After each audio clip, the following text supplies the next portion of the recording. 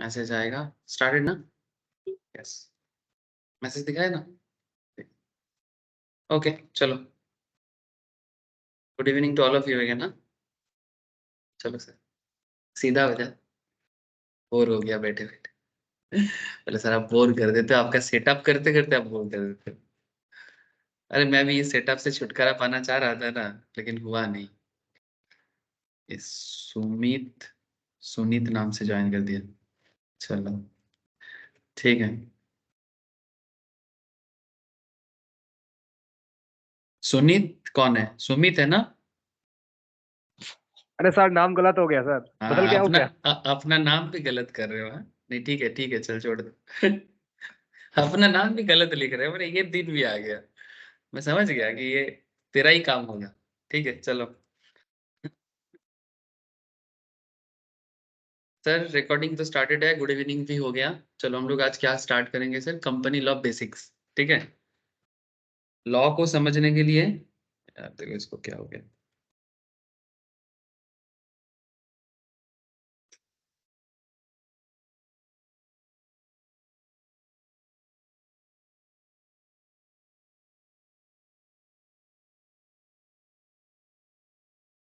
एक minute sir, कुछ लोगों को क्या दिक्कत हो गया करके ज्वाइन कर। ये सबको ना लाइसेंस इशू करना पड़ेगा। तो ना बस एक दिन सिर्फ ये होगा, बैठ के सबको लाइसेंस देना, तो जाके ये तो जो गेस्ट वाला झमेला है दूर होगा। टाइम ही नहीं मिल पाता सर। ठीक है, ट्राई करो भाई।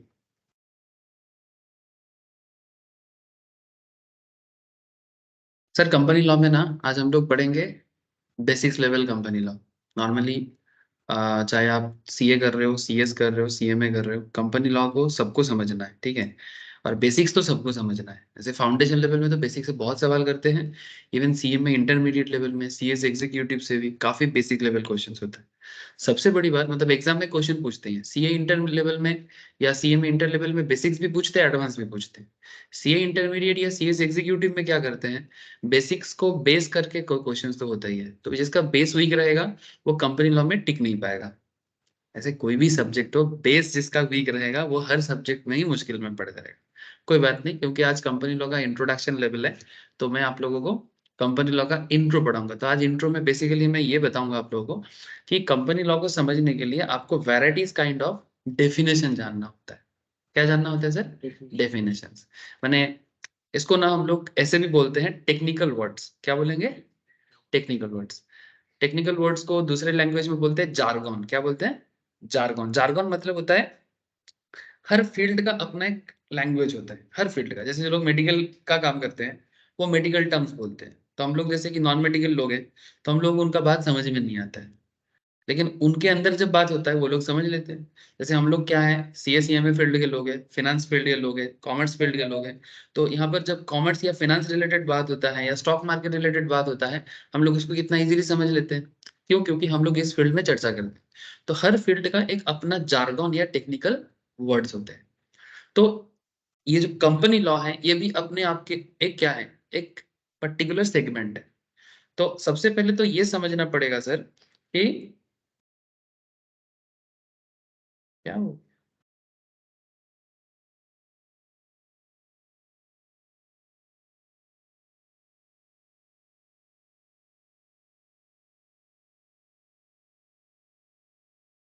क्या हो गया किसी किसी को?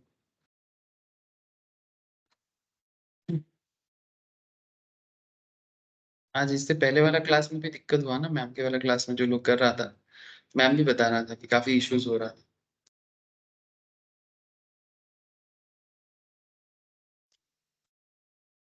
अच्छा ना, क्वेश्चन ये है सर कि कंपनी लॉ क्या है, किस लिए जरूरी है, और कंपनी लॉ पढ़ने का फायदा क्या है? सर फायदा, हम लोगों को तो बस एग्जाम पास करने से मतलब है। ज्यादा फायदा का सोच के कोई फायदा नहीं है ना सर?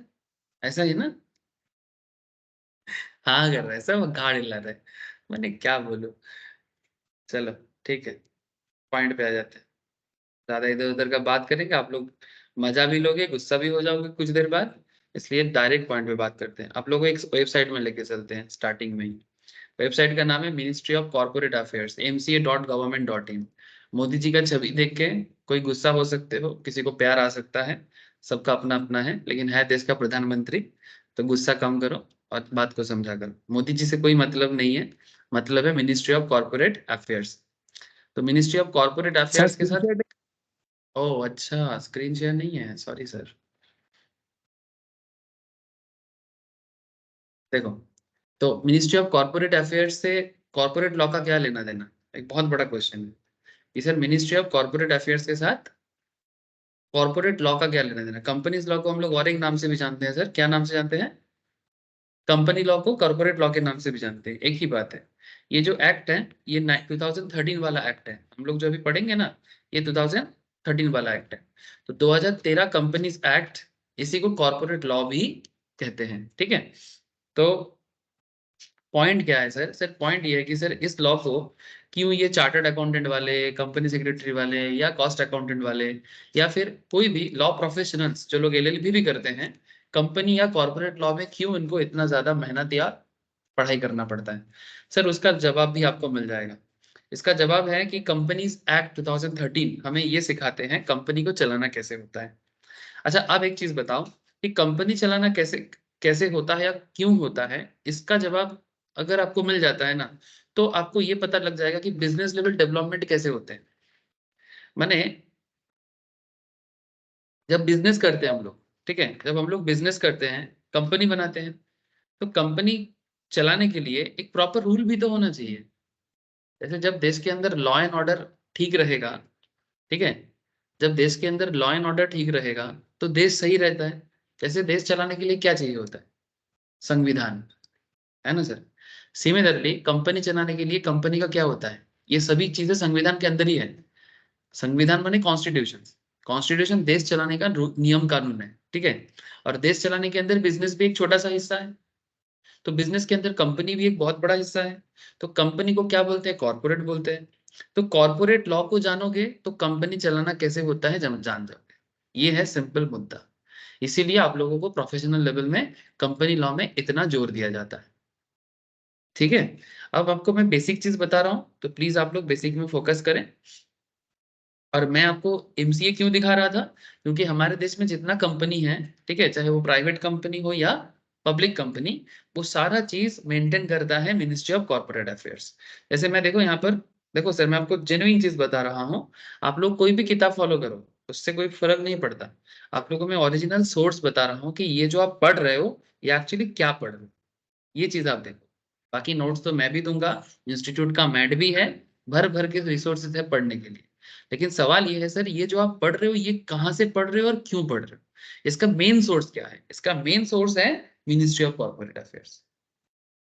कंपनी को चलाने के लिए, जैसे मैं यहाँ पर एक्ट्स एंड रूल्स में क्लिक करता हूँ, जैसे ही मैंने क्लिक किया, देखो यहाँ पर कौन सा एक्ट गवर्नमेंट बिजनेस को चलाने के लिए मेंटेन करते हैं, इसका लिस्ट सामने दिख रहा है ना सर, ठीक है। अब इसमें आप थोड़ा सा नजर डालोगे तो इसमें देखो, सबसे पहले कंपनीज एक्ट 2013 नजर आ रहा है ना? क्या हो गया सर, किसका प्रॉब्लम? कंपनीज एक्ट 2013 नजर आ रहा है। अब companies act 2013 ministry of corporate affairs का एक बहुत ही इंपॉर्टेंट, ठीक है, एक बहुत ही इंपॉर्टेंट क्या है, लॉ है। अब ये लॉ जानोगे तो कंपनी चलाना सीख जाओगे। किसी किसी का इतना प्रॉब्लम चल रहा है मुझे, इसलिए बीच बीच में थोड़ा सा मेरा भी कंसंट्रेशन लैग हो रहा है। कोशिश करो कि वो लोग भी ज्वाइन कर ले, तो इसीलिए सॉरी सर। अच्छा, अच्छा ना, क्वेश्चन ये उठता है सर, लेकिन सर सिर्फ कंपनीज एक्ट नहीं, देखो एलएलपी एक्ट है, इंसॉल्वेंसी एंड बैंकरप्सी कोड है, ये सब भी आप लोग पूरा सीएसीएम जर्नी में सारा जानोगे। कोई फाइनल में जानेगा, कोई बात इंटरमीडिएट में जानेगा, लेकिन जानना पड़ेगा। पार्टनरशिप है, कंपटीशन एक्ट है, देखो यहाँ पर चार्टर्ड अकाउंटेंट्स एक्ट दिख रहा है, फिर मैं से जैसे थोड़ा व्यू और कर दिया, देखो cost and working accountants act, ये कौन सा है? सर ये सीएमए का एक्ट है, ये सीए वाला है, ठीक है। और ये क्या है? Company secretary. तो आप लोग जो भी फील्ड में, कोई कोई है एक साथ दोनों कोर्स करते हैं, कोई कोई सिर्फ एक ही कर रहे हैं, लेकिन ये सारा खेल company ministry of corporate affairs ही देखते हैं। मैंने आप लोगों का जो इंस्टीट्यूट है, वो भी इनके अंडर पे ही चलते हैं। अब ऐसा समझ के चलो, ठीक है। उसके अंदर कंपनीज एक्ट एक हिस्सा है, जो आप लोगों के लिए एक सब्जेक्ट बन गया है, ठीक है, ये आप इंटर में भी पढ़ोगे, फाइनल में भी पढ़ोगे, एंड कुछ किसी किसी केस में एंट्रांस या फाउंडेशन लेवल में भी थोड़ा थोड़ा चीजें होते हैं, स्पेशली बेसिक चीजें रहता है। ठीक है, जानकारी के लिए कि भाई जानो, एग्जाम में क्वेश्चंस भी काफी होते हैं। नाउ क्वेश्चन ये है सर कि सर ये तो हो गया, आप बता रहे कि सोर्स क्या है, कहाँ से आ रहा है, क्यों पढ़ रहे हैं, बढ़िया है, एकदम मजा आ गया, सुन के कान को शांति मिल गया, मेरे को भी बता के मुंह को शांति मिल गया। ठीक है, ना क्वेश्चन है सर, अभी ये देखो मैं यहाँ पर जैसे क्लिक करूंगा व्यू मोर में, ये देखो आप लोग जो एक्ट पढ़ोगे ना उसका मेन एक्ट ये देखो यहाँ पर चैप्टर वाइज यहाँ पर भी दिया हुआ है, देख रहे हैं सर। अब मैं आपको क्या बताना चाह रहा हूँ, यहाँ पर क्या लिखा है, प्रिलिमिनरी। मैं भी देखो यहाँ पर क्या लिखा, प्रिलिमिनरी।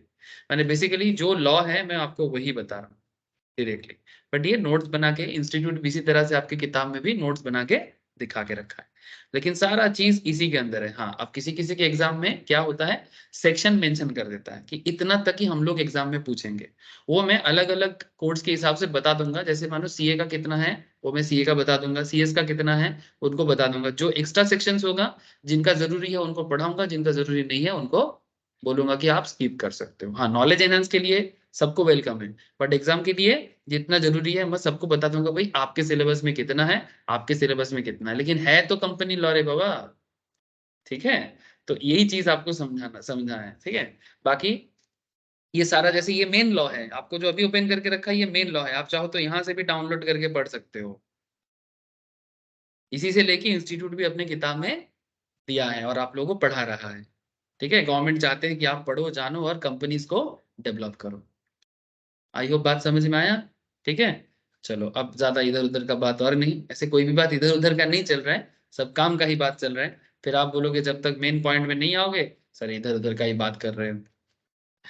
ठीक है ना, चलो सर, अब हम लोग प्रिलिमिनरी में क्या जानेंगे सर, कंपनीज लॉ का जो प्रिलिमिनरी माने बेसिक लेवल मैटर है, तो इसमें हम लोग को सबसे पहले तो ये जानना पड़ेगा कि भाई कंपनी लॉ क्यों पढ़ना है, इसके इसका एप्लीकेशंस कहाँ होता है।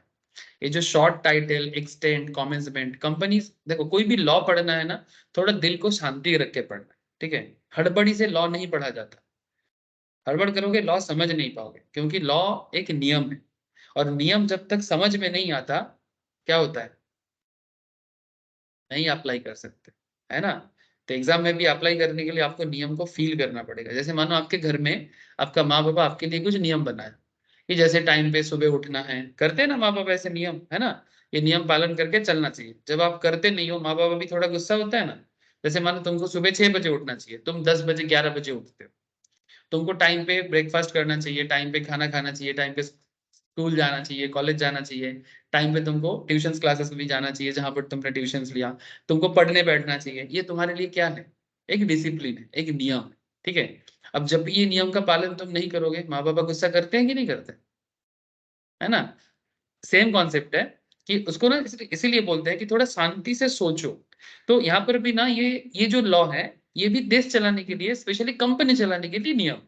कौन बनाया नियम को, देश का जो माता पिता है। देश का माता पिता कौन है, मिनिस्टर्स लोग, आईएएस लोग, आईपीएस लोग, आईआरएस लोग, सब मिलजुल के जो नियम को बनाने के लिए जो टॉप लेवल अथॉरिटी है उन्होंने बना दिया। ठीक है, और ये बहुत दिन से चले आ रहे हैं, टाइम टू टाइम अपडेट होता है, ऐसा नहीं कि 1950 में जो नियम बना था वो नियम अभी भी चल रहा है, नहीं, टाइम टू टाइम इसमें अमेंडमेंट आता है।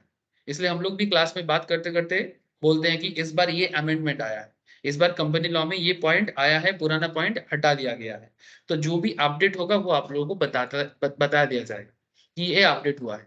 जब आपको पूरा लॉ समझ में आ जाएगा फिर जो भी अपडेट होता है ना, specially in case of intermediate level and final level, आपको सारा update always up to date रखना पड़ता है, क्योंकि एग्जाम में अपडेट से भी क्वेश्चंस पूछते हैं जिसको हम लोग बोलते हैं अमेंडमेंट रिलेटेड। तो जब तक आप लॉ को समझोगे नहीं ना, क्या अपडेट है क्या अमेंडमेंट है, आपको ठेंगा समझ में आएगा। मतलब समझ में आ रहा है, मतलब अगर आप पूरा चीज जानोगे तब ना समझ पाओगे भी इसका अपडेट क्या है और अमेंडमेंट क्या है। तो वो वहां से भी क्वेश्चंस पूछते हैं, अमेंडमेंट या अपडेट से भी क्वेश्चंस पूछते हैं। Thank you sir. अच्छा, अब उसके साथ साथ और क्या जानना है सर, डेफिनेशन जानना है। ठीक है, और जो मैं आपको स्टार्टिंग में बोल रहा था कि अलग अलग वर्ड्स, क्या है सर, अलग अलग words, you need to know this. अच्छा, अब पॉइंट है सर, इसमें सबसे पहले तो आपको मैं इंट्रोडक्शन है, प्रिलिमिनरी है, तो पहले थोड़ा बता देता हूं सर कंपनीज लॉ के बारे में कुछ वाइटल बातें। क्या बातें हैं, companies act 2013 is an act to consolidate and amend the law relating to companies. ये सारा रूल किसके लिए है? कंपनी के लिए है। लेजिस्लेशन, इसका मतलब भी लॉ ही होता है सर। लेजिस्लेशन माने लॉ। ये सब वर्ड धीरे धीरे आदत हो जाएगा, शुरू शुरू में थोड़ा दिक्कत करता है पर धीरे धीरे आदत हो जाएगा। The legislation was necessitated to meet changes in the national and international economic environment। क्या कहता है? Changes in the international and economic environment माने समझ रहे हो सर? हाँ, माने इंटरनेशनली जितना बिजनेस चल रहा है, इंटरनेशनली जितना बिजनेस चलता है, उसका इकोनॉमिक एनवायरनमेंट के साथ इंडियन बिजनेस को भी एट पार होना पड़ेगा। क्योंकि आजकल जो जमाना चल रहा है ना, इसे ग्लोबलाइजेशन बोलते हैं। क्या बोलते हैं सर? इकोनॉमिक्स में जो लोग स्कूल लेवल में इकोनॉमिक्स पढ़ा है या फिर फाउंडेशन लेवल में इकोनॉमिक्स पढ़ा है, वहां पर ना एक एलपीजी बोल के टॉपिक होता है। एलपीजी का मतलब होता है गैस नहीं रे बाबा, ठीक है? ये एलपीजी गैस का बात नहीं कर रहे हैं, ठीक है? जिसके दिमाग में गैस चल रहा है ना, वो भूल जाए, ठीक है? ये liberalisation, privatisation, very good. Liberalisation, privatisation, liberalisation, privatisation and globalisation. Thank you sir, thank you. Globalisation, ठीक है? तो ये जो लिबरलाइजेशन, प्राइवेटाइजेशन एंड ग्लोबलाइजेशन, बैठ जाओ सर, बैठ जाओ। तो इसमें ग्लोबलाइजेशन वर्ड तो देख रहे हैं ना? ग्लोबलाइजेशन वर्ड देख रहे हो? तो ग्लोबलाइजेशन क्या है कि हमारा कंपनी विदेश में काम करेगा, है ना सर? ऑनलाइन में जो लोगों को समझ में आ रहा है ना सर, हमारा लोग विदेश में काम करेगा, हमारा कंपनी भी आउट ऑफ इंडिया काम करेगा, और बाहर का कंपनी भी इंडिया में आके काम करेगा। विदेश का पैसा यहाँ पर आएगा, यहाँ का पैसा विदेश जाएगा। आजकल, पहले एक बात होता था 1990 के टाइम पे कि जब देश के पास पैसा नहीं था, जब मनमोहन सिंह फाइनेंस मिनिस्टर थे उस टाइम पे, और यूपीए का गवर्नमेंट था, बीजेपी का गवर्नमेंट तो बाद में आया सर, यूपीए का गवर्नमेंट था। तो यूपीए माने कांग्रेस एंड उसका अलायंस, ठीक है? पॉलिटिकल बातें करूंगा सर क्योंकि जरूरी होता है। हाँ, कभी कभी थोड़ा कंट्रोवर्सी करता हूँ आप लोगों के इंटरेस्ट के लिए, अदरवाइज मैं मुद्दे पे ही बात करूंगा, ठीक है? अब फाइनेंस मिनिस्टर जब अपना मनमोहन सिंह जी थे, तो उनको ग्लोबलाइजेशन करने का जरूरत पड़ इसलिए किया था क्योंकि भारत के पास पैसा नहीं था। भारत एक्सपोर्ट इंपोर्ट नहीं कर पा रहा था प्रॉपर्ली, विदेश हमारे देश में पैसा नहीं डाल रहा था, और हम भी विदेशी लोगों को बुला नहीं पा रहे थे। क्यों? क्योंकि हमें डर था कि फिर से एक ब्रिटिश कॉलोनी ना बन जाए, फिर से विदेशी चीजें भारत में पूरा भर ना जाए। ये डर था। इसको लेके काफी और भी मैटर्स हैं, कभी मौका मिलेगा तो वो भी बताऊंगा। नॉर्मली ये सब बात करने का मुझे मौका मिलता है जब हम लोग इकोनॉमिक्स का पढ़ाई करते हैं, स्टॉक मार्केट का पढ़ाई करते हैं, क्योंकि वहां पर सिलेबस को थोड़ा सा मैं अपने हिसाब से, स्पेशली स्टॉक मार्केट में तो कोई सिलेबस नहीं है, जो मर्जी बात करो, ठीक है? लेकिन यहाँ पर क्या है ना, मैं थोड़ा रुक जाऊंगा क्योंकि मुझे इतना बड़ा सिलेबस खत्म करना है, आप लोगों को एग्जाम पास कराना है, फलाना टिकरा, बहुत सारा चीज है। तो मेन पॉइंट है कि ये जो national and international economic environment का बात कर दिया है ना, तो national and international economic environment में अगर इंडियन कंपनी को भी टिकना है तो लॉ को ग्लोबलाइज करना पड़ेगा। अब आप बोलोगे सर इसके साथ लॉ के साथ क्या रिलेशन है? अरे बहुत कुछ है सर। आपका घर का रूल्स रेगुलेशन ही है जो आपका डेवलपमेंट में असर करता है। बात मानोगे? अगर मानो कि कोई फैमिली, देखो पर्सनली मत लेना, मैं पढ़ाने के लिए जितना होता है बोलता हूँ, ठीक है? मानो कि कोई फैमिली है जहां पर रूल्स रेगुलेशन उतना है नहीं है, बच्चा कुछ भी करे माँ बाप भी कुछ नहीं बोलता, डर नहीं है। मैंने एक होता है चाहिए ना, डर मैंने क्या, डर मैंने क्या, कोई लादेन वाला डर है क्या, दाऊद इब्राहिम वाला डर है क्या? वैसा वाला डर नहीं। डर मैंने एक रेस्पेक्ट का डर, ठीक है? कि नहीं नहीं पापा डांटेंगे, नहीं नहीं माँ डांटेंगे, ठीक है, हमको कर लेना चाहिए, भैया है वो डांट सकते हैं। तो लोगों के मन में एक होना चाहिए श्रद्धा का डर, ये बेसिकली एक रेस्पेक्टफुल डर है, ठीक है? तो सिमिलरली अगर इंडियन मार्केट में लॉ सही तरह से है ना, तो फिर बाहर का कंपनी भी इंडियन एनवायरनमेंट में बिलीव करेगा, भाई इस देश में नियम कानून, अगर किसी का पैसा आ रहा है तो वो पैसा कितना प्रोटेक्टेड है। जैसे मानो आजकल क्या है कि पुलिस जो है वो नियम का पालन प्रॉपर्ली नहीं करता, तो लोगों को कानून से क्या होता है, भरोसा उठ जाता है। जैसे अगर मैं वेस्ट बंगाल का बात करूं, कहीं पर भी कुछ प्रॉब्लम होता है, पुलिस कभी भी प्रॉम्प्टली काम नहीं करते हैं। माने इन जनरल चीज है, तुम जाके कुछ बोलोगे, फिर जिसका पैसा है पुलिस उसका तरफदारी करता है, जिसका पैसा नहीं है पुलिस उसको, उसका केस ही नहीं लेता है। ऐसा देखते हैं ना, मूवी में भी देखते हैं और रियल में भी सिचुएशन ऐसा है। तो इसमें क्या होता है, लोगों को कानून के प्रति भरोसा नहीं होता। तो भरोसा नहीं होता तो ऑटोमेटिकली अपने स्टेट के प्रति, अपने देश के प्रति, अपने राज्य के प्रति क्या होता है, उसका जो मतलब उसका जो रेस्पेक्ट है वो क्या होता है, खो जाता है, समझ ना। तो सिमिलरली जब कंपनी लॉ बेहतर नहीं होगा, ठीक है, या एक कॉन्फिडेंट वाला लॉ नहीं होगा, तो बाहर का कंपनी इंडियन मार्केट में इन्वेस्ट नहीं करेगा। बात समझ में आ रहा है ना सर। इसीलिए ये लॉ, कोई ये जो लॉ पढ़ रहे हो ना आप लोग, ये इंटरनेशनली पूरा लिंक अप है। माने हमारा लॉ इतना स्ट्रॉन्ग किया गया है आज के डेट में, विदेश का कंपनी भी जब इंडिया में बिजनेस करने के लिए आते हैं उनके ऊपर भी लागू होता है। जैसे आज गूगल, माइक्रोसॉफ्ट या जो भी फॉरेन कंपनी इंडिया में है, उनके ऊपर भी ये लॉ लागू होता है जब इंडिया में वो काम करेगा।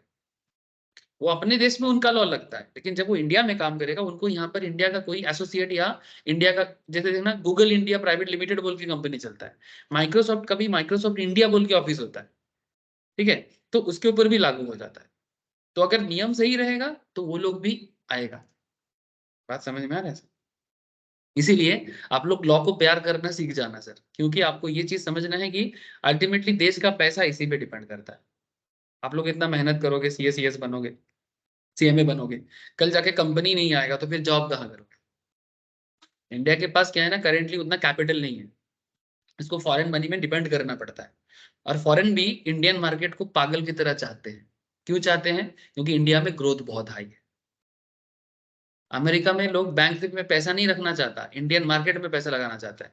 अमेरिका में लोग अगर एफडी करता है तो 3% इंटरेस्ट देता है, इंडिया में एफडी में 7 साढ़े सर 7% पॉपुलेशन है इंटरेस्ट है। यहाँ पे। पॉपुलेशन है, मार्केट है, very good, that's very good. Population है, मार्केट है, बाजार है, उठती इनकम है। हर कंपनी चाहता है कि भारत में अपना जगह बनाए।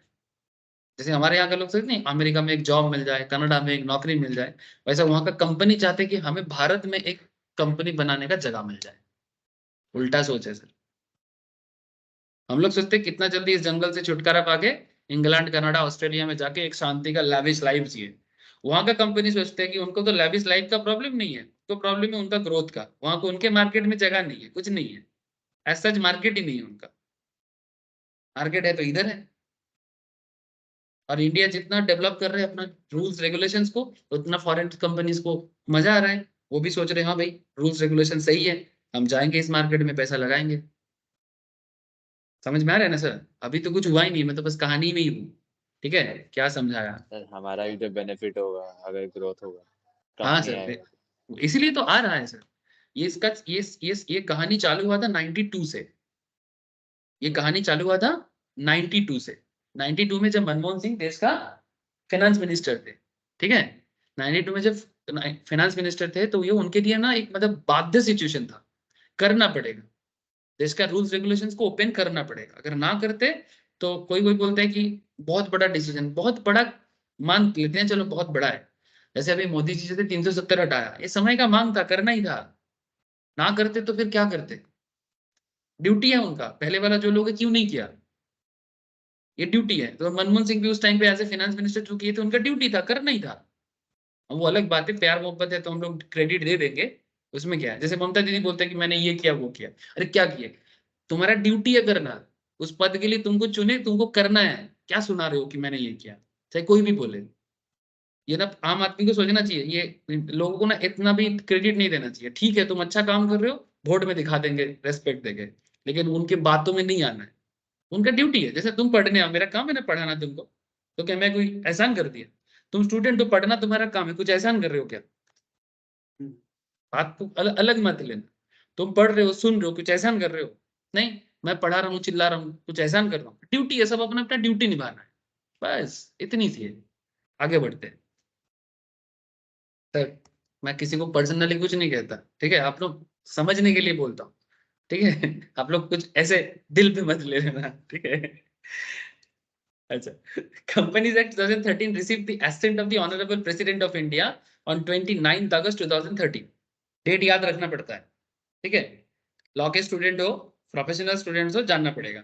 29 अगस्त 2013 को president of India companies act को क्या किया सर, मैंने अप्रूवल दिया। इस डेट से कंपनीज एक्ट देश में चालू हुआ, नोटिफाई कर दिया, ऑफिशियल गेजेट में आ गया। ऑफिशियल गेजेट गवर्नमेंट का होता है। जब भी कोई नियम लागू होता है देश में, वो ऑफिशियल गेजेट में आता है। ऑफिशियल गेजेट सेंट्रल गवर्नमेंट को वेबसाइट में मिल जाता है, या फिर पार्लियामेंट के बिल्डिंग में फिजिकली देखने को मिल जाता है, ठीक है। तो न्यायालय में तो वहां पर सिर्फ ऑफिशियल गेजेट में जैसे ही आ जाता है, इसका मतलब है कि ये भी देश में लागू होगा। बात समझ रहे हो? 30 अगस्त कब लागू हुआ? 30 अगस्त को 2013 को। For public information stating that the different dates may be appointed for enforcement of different provisions of companies act 2013 through notifications. अब ये भी बता देता है कि अभी तो चालू हुआ है, लेकिन स्टार्टिंग इसके बाद से धीरे धीरे अलग अलग डेट में अलग अलग नोटिफिकेशन के थ्रू से और भी नया नया रूल अप्लाई होगा, होता रहेगा। समझ रहे हो? हाँ, सेक्शन 1। अच्छा देखो, ये जो पूरा लॉ है इसमें एक्चुअली टोटल 470 सेक्शंस है। कितना सेक्शंस है? कंपनीज लॉ में टोटल 470 सेक्शंस है। ठीक है सर, एक एक सेक्शन जानना पड़ेगा। सर इंटरमीडिएट लेवल में सारा सेक्शंस नहीं है, इंटरमीडिएट एग्जीक्यूटिव लेवल में सारा सेक्शंस नहीं है, फाइनल पहुंचते पहुंचते सारा हो जाएगा। ठीक है, तो लेकिन मैक्सिमम सेक्शंस इंटरमीडिएट या एग्जीक्यूटिव लेवल में ही पढ़ा जाता है। मेन तो आप मान के चलो कि इंटरमीडिएट में ही होता है, जो कुछ एक्स्ट्रा है वो फाइनल में जाके पढ़ोगे। तो ओवरऑल 470 सेक्शंस के बारे में नॉलेज लेना पड़ेगा। हाँ सर, लेना तो पड़ेगा। क्या सर, हमेशा दिमाग में रखना पड़ेगा? हाँ दिमाग में रखना पड़ेगा, बट जितना मेमोरी तुम्हारा हो सके। बट हाँ, एग्जाम क्लियर करने के लिए तो अभी सारा सेक्शंस पढ़ के जाना ही है ना। ठीक है, देखो सर, पहले ही लोड मत ले लेना कि इतना कैसे याद करेंगे। ठीक है, एक अभी तो सेक्शन का नाम बताऊंगा, फिर एक एक सेक्शन से एक एक चैप्टर बनेगा, एक एक सेक्शन से एक एक चैप्टर बन जाएगा। बस 470 नाम सुन के 470 ठीक है, 470, लेकिन आगे आगे एक एक सेक्शन से एक एक चैप्टर जनरेट हो जाएगा। फिर उस चैप्टर के ऊपर आपको अपना नॉलेज एनहांस करना पड़ेगा। फिर जैसे वो एनहांस हो जाएगा ऑटोमेटिकली, आपको उस पर्टिकुलर सेक्शन से जो भी क्वेश्चंस पूछे आप कर सकते हो। कुछ लोग सोचते नहीं नहीं, हमको सिर्फ क्वेश्चन आंसर दे दो, हम करके चले जाएंगे, देख दिखा देंगे एग्जाम में। कोई बात नहीं, आप दिखा दो एग्जाम में, लेकिन अगर आपको सेक्शन का बेस नहीं है ना, तो फिर अगर क्वेश्चन थोड़ा घुमा के पूछ ले, आप फंस जाओगे। सबसे बड़ी बात, अगर एग्जाम पास भी कर जाते हो ना, बाई चांस, मानो आपका इंग्लिश तो बहुत अच्छा है, आप किसी तरह से निकल गए, कभी कभी मार्जिनल मार्क्स से निकल गए, प्रॉब्लम क्या होगा आगे जाके इंटरव्यू में? पढ़ तो लिए थे, पास भी कर गए, जब आपको इसका एप्लीकेशन पूछ रहा है, आप मुश्किल में पड़ गए। बात समझ रहे हैं? इसलिए मार्क्स लेके भी, आप पास करके भी वो फायदा नहीं है जब तक आप कॉन्सेप्ट क्लियर नहीं करते। Concept with marks, come marks भी चलेगा, बट कॉन्सेप्ट क्लियर चले पहले चाहिए। 50% में पास करो या 80% में, 80% बहुत मुश्किल है इस फील्ड में। 70-75 अगर मुश्किल से आ भी लेते हो, रैंक होल्डर हो जाते हो, कर लो सर, कोई दिक्कत नहीं है। ऐसे जब तक कॉन्सेप्ट क्लियर नहीं होगा, आप रैंक होल्डर बन भी नहीं पाओगे। लिख के देता हूँ सर। सर मार्क्स कम आया, किसी का हैंडराइटिंग खराब होता है तो मार्क्स कम आ जाते हैं ना सर, कई बार। इसका मतलब क्या, उसका नॉलेज नहीं है? उसका नॉलेज है। इंटरव्यू में अगर अच्छा परफॉर्म करेगा, शायद जिसका हैंडराइटिंग अच्छा था, मार्क्स अच्छा मिला था, लेकिन वो इधर आगे निकल सकता है। इसलिए कॉन्सेप्ट क्लियरेंस पे पूरा ध्यान देना सर, क्योंकि इंटरव्यू में यहाँ से ये सब चीजों से बहुत सवाल करते हैं कि आप कंपनी के लीगल मैटर में कैसे हेल्प कर सकते हो, कौन सा सेक्शन के थ्रू से कंपनी का क्या प्रॉब्लम सॉल्व करा सकते हो। आगे आगे सब एक एक करके ओपन करूंगा सर, अभी तो पार्टी शुरू हुई है। Section 1 came into force on 30th अगस्त 2013। ठीक है। अच्छा, 2013 से पहले क्या देश में कंपनी लॉ नहीं था? हाँ। कौन सा वाला बता सकते हो? पुराना वाला कौन सा, डेट बता सकते हो? आप बताए हाँ, थे पुराना वाला था, डेट याद नहीं है। 1956 था। इससे पहले देश में 1956 कंपनीज एक्ट था, हम लोग यही वाला पढ़ते थे। हम लोग के टाइम पे यही वाला होता था सर। हम लोग का कोर्स जब कंप्लीट हुआ उस टाइम पे 2013, थोड़ा सा हम लोग 2013 लास्ट में मिला था हम लोगों को। ठीक है, बस वो भी कुछ कुछ सेक्शंस, वो भी प्रॉपर्ली इंस्टीट्यूट को भी समझ में नहीं आता था कि 2013 से पूछे तो क्या पूछे, तो जो भी लिखते थे 56 से ही लिखते थे। इंस्टीट्यूट भी कंफ्यूज था, क्योंकि लागू हुआ है अब। अब लागू होने के बाद अचानक से ही कंपनी पे ना सारा मैटर लागू नहीं होता था, क्योंकि अभी लागू हुआ है, लोग पढ़ेगा जानेगा, फिर धीरे धीरे ना वो फेज आउट होगा पुराना वाला। ठीक है, तो समय लगता है सर। अभी जैसे कि सब सारा सेक्शन 2013 में डील होता है, 1956 को लोग याद भी नहीं करते, बट हम लोगों के टाइम पे क्या हुआ था, 1956 को याद करते हुए 2013 को पढ़ना पड़ता था, क्योंकि धीरे धीरे लागू। ठीक है, अब वो जमाना अलग था, छोड़ो से। लेकिन अभी का जमाना क्या है, 1956 चला गया। अच्छा, आप बोलोगे सर तो फिर एक्ट को चेंज क्यों किया?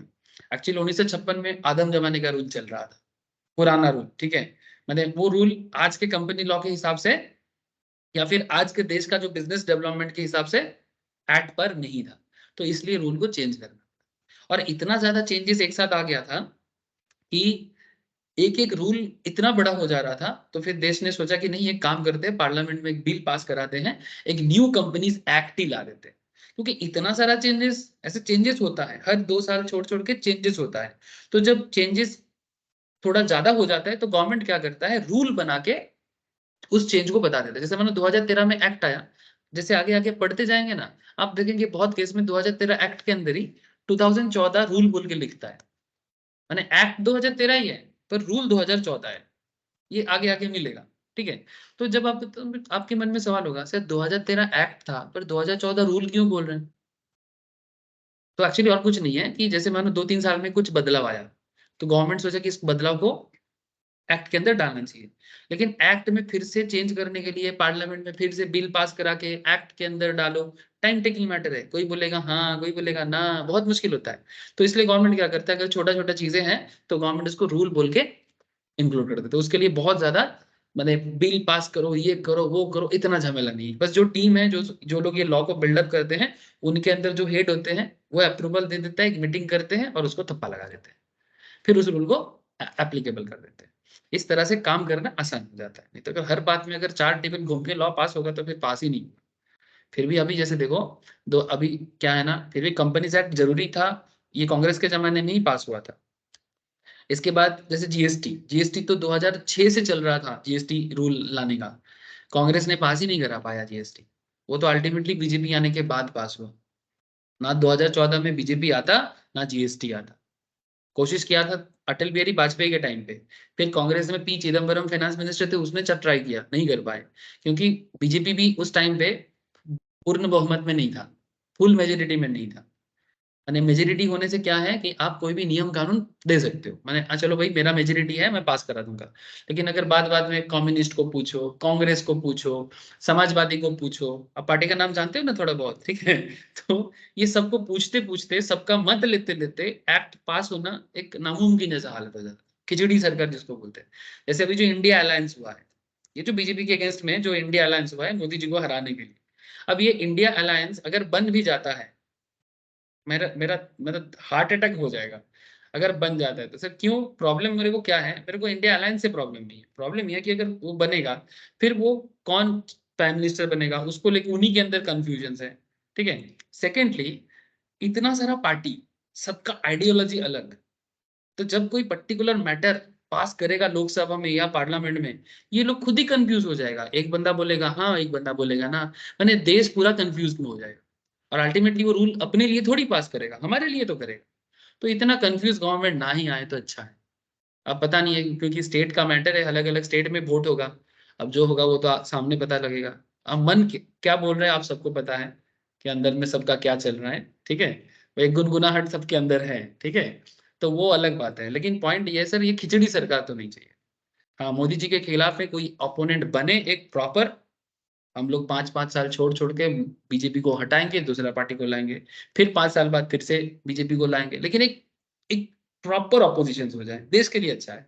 अमेरिका में जैसे होते हैं हर 5-5 साल में उनका सरकार बदल जाते हैं, बात समझ रहे हो? हाँ सर, लेकिन ये खिचड़ी सरकार बहुत खतरनाक होता है सर, खिचड़ी सरकार खतरनाक होता है। जो भी हो, अब देश के किस्मत में जो होगा वो होगा, मेरे आपके कहने से थोड़ी होगा, पूरा देश का जनता का मैटर है। छोड़ो सर पॉलिटिकल बातें, हाँ आएगा, क्योंकि एक्ट पढ़ रहे हैं तो पॉलिटिकल बातें आएगा। अच्छा देखो, तो 30 अगस्त को 2013 को 98 सेक्शंस को सबसे पहले लाया गया था, याद रहेगा? तो बाद में मैं नोट शेयर कर दूंगा, आप लोग घर पे बैठ के अपना नोट बनाना सर, ठीक है, और मेरे को आके दिखाना, मैं सबका कॉपी चेक करूंगा। इवन जो लोग ऑनलाइन में हो वो लोग भी मेरे को नोट बना के शेयर करना। ऐसा नहीं कि हम लोग तो ऑफलाइन नहीं जा रहे हैं, सर को कैसे पता लगेगा, मैं मांगूंगा सर, ठीक है। खुद के प्रति थोड़ा ऑनेस्टी जरूरी है, मेरे को शेयर करना खुद का नोट, क्योंकि एग्जाम में अगर अपना नोट बना के जाओगे ना तो याद ज्यादा रहता है। और सिर्फ अगर इंस्टीट्यूट का मैड और मेरा नोट अगर पढ़ा रह गया ना तो वो पढ़ा ही रह जाएगा, लेकिन खुद का नोट रेगुलर पढ़ाई करोगे ना तो बहुत जल्दी याद होगा। ठीक है, मैं बताऊंगा लॉ को कैसे रेडी करना है, सब धीरे धीरे बताऊंगा। अच्छा, तो 98 सेक्शंस पहले आया, फिर 12 सितंबर 2013 को 143 सेक्शंस आया। ऐसे अभी चाहो ना तो कॉपी को ओपन करके रख सकते हो, और जो भी मैं इंपॉर्टेंट बोल रहा हूँ ना आप शॉर्ट पॉइंट्स करके लिख सकते हो। ये भी अच्छा हैबिट है, जो लोग ऑफलाइन में बैठे या ऑनलाइन में भी हो, कॉपी को ओपन रखो। जो भी मैं बता रहा हूँ जैसे कि क्या कैसे करना है, 470 टोटल सेक्शंस है, ठीक है, तो ये सब शॉर्ट नोट्स है, आप लोगों के लिए भी शॉर्ट नोट की तरह, ये जैसे पढ़ते पढ़ते लिखोगे ना तो एक कान में भी जा रहा है और क्या हो रहा है, हाथ में भी लिख रहे हो ना, तो याद ज्यादा रहेगा सर। ठीक है, तो थोड़ा हैबिट अभी धीरे धीरे अच्छा करना है। वो जर्नलिस्ट लोगों को नहीं देखते क्या करते रहते लोग, हैं पॉइंट शॉर्ट में लिखता रहता है ना सर। हाँ, जैसे किसी को कुछ पूछ रहा है तो वैसे थोड़ी वो पूरा बात को नोट डाउन कर लिया, ऐसा तो नहीं है। तो वो सुनते सुनते शॉर्ट नोट करते हैं। तो आप भी अपने हिसाब से शॉर्ट नोट करते हुए चलो, ठीक है। हो सके तो रफ कॉपी यूज करना, ठीक है, जो आपको ठीक लगे। तो जैसे मानो जो जो मेन मेन पॉइंट मैंने बताया कि जैसे टोटल कंपनीज एक्ट पहले 29 अगस्त में आया, उस टाइम पे जो ऑनरेबल प्रेसिडेंट थे उन्होंने अप्रूवल किया, ठीक है। फिर 30 अगस्त को ऑफिशियल गेजेट में आया, ये सब इंपॉर्टेंट पॉइंट्स है, ठीक है। फिर आपको मैंने बताया कि सेक्शन 1 जो है वो 30 अगस्त को आया, फिर बाकी 98 सेक्शन 12 सितंबर को आया, ठीक है। फिर 143 सेक्शंस 1 अप्रैल 2014 को आया, एंड इस तरह से धीरे धीरे सभी सेक्शंस को लाया गया। समझ में आ रहा है? हाँ, companies act 2013 is rule based legislation. ये एक रूल बेस्ड लेजिस्लेशन है। लेजिस्लेशन माने लॉ, ये पे स्टार्टिंग में भी बोला था। With 470 section and 7 schedules. लिख लो, इसके 470 सेक्शंस हैं और 7 शेड्यूल हैं। 470 सेक्शंस हैं और 7 शेड्यूल है। शॉर्ट में लिखो सर, इतना पूरा बड़ा नहीं लिखना है। कंपनीज एक्ट 2013 हेडिंग करके 470 सेक्शन 7 शेड्यूल्स, इतना बस इतना सा लिख दो, ठीक है। बोला ना, जैसे जर्नलिस्ट लोग करते हैं, ठीक है। The entire act has been divided into 29 chapters. लिख लो, पूरा एक्ट 29 चैप्टर में डिवाइडेड है। पूरा एक्ट 29 चैप्टर में डिवाइडेड है। टोटल 29 चैप्टर्स है। देखो ऐसे चाहो तो मैं ये एक एक पॉइंट लिखा सकता हूँ, लेकिन लॉ लिखाऊंगा तो फिर एक पैरा लिखाते ही पूरा क्लास बीत जाएगा, और इतना बड़ा सिलेबस है, सारा चीज समझाना है, टाइम लग जाएगा सर, बेकार हो जाएगा, 2 साल भी कम पड़ जाएगा सिलेबस खत्म करते। तो थोड़ा स्मार्ट वर्क करना पड़ेगा, ठीक है। अच्छा, each chapter has at least 1 set of rules. हर चैप्टर में एटलीस्ट एक सेट ऑफ रूल्स भी होते हैं। लिख लो, each chapter has at least 1 set of rules. ये ऑनलाइन में जो लोग वो कर रहे हो, आप लोग भी लिख रहे हो ना सर, अच्छे बच्चे की तरह। अब देखो मैं यस वहां सर। पर मैं स्पाईगिरी तो नहीं कर सकता, लेकिन लिख रहे हो कि नहीं लिख रहे ये मुझे जरूर बताना।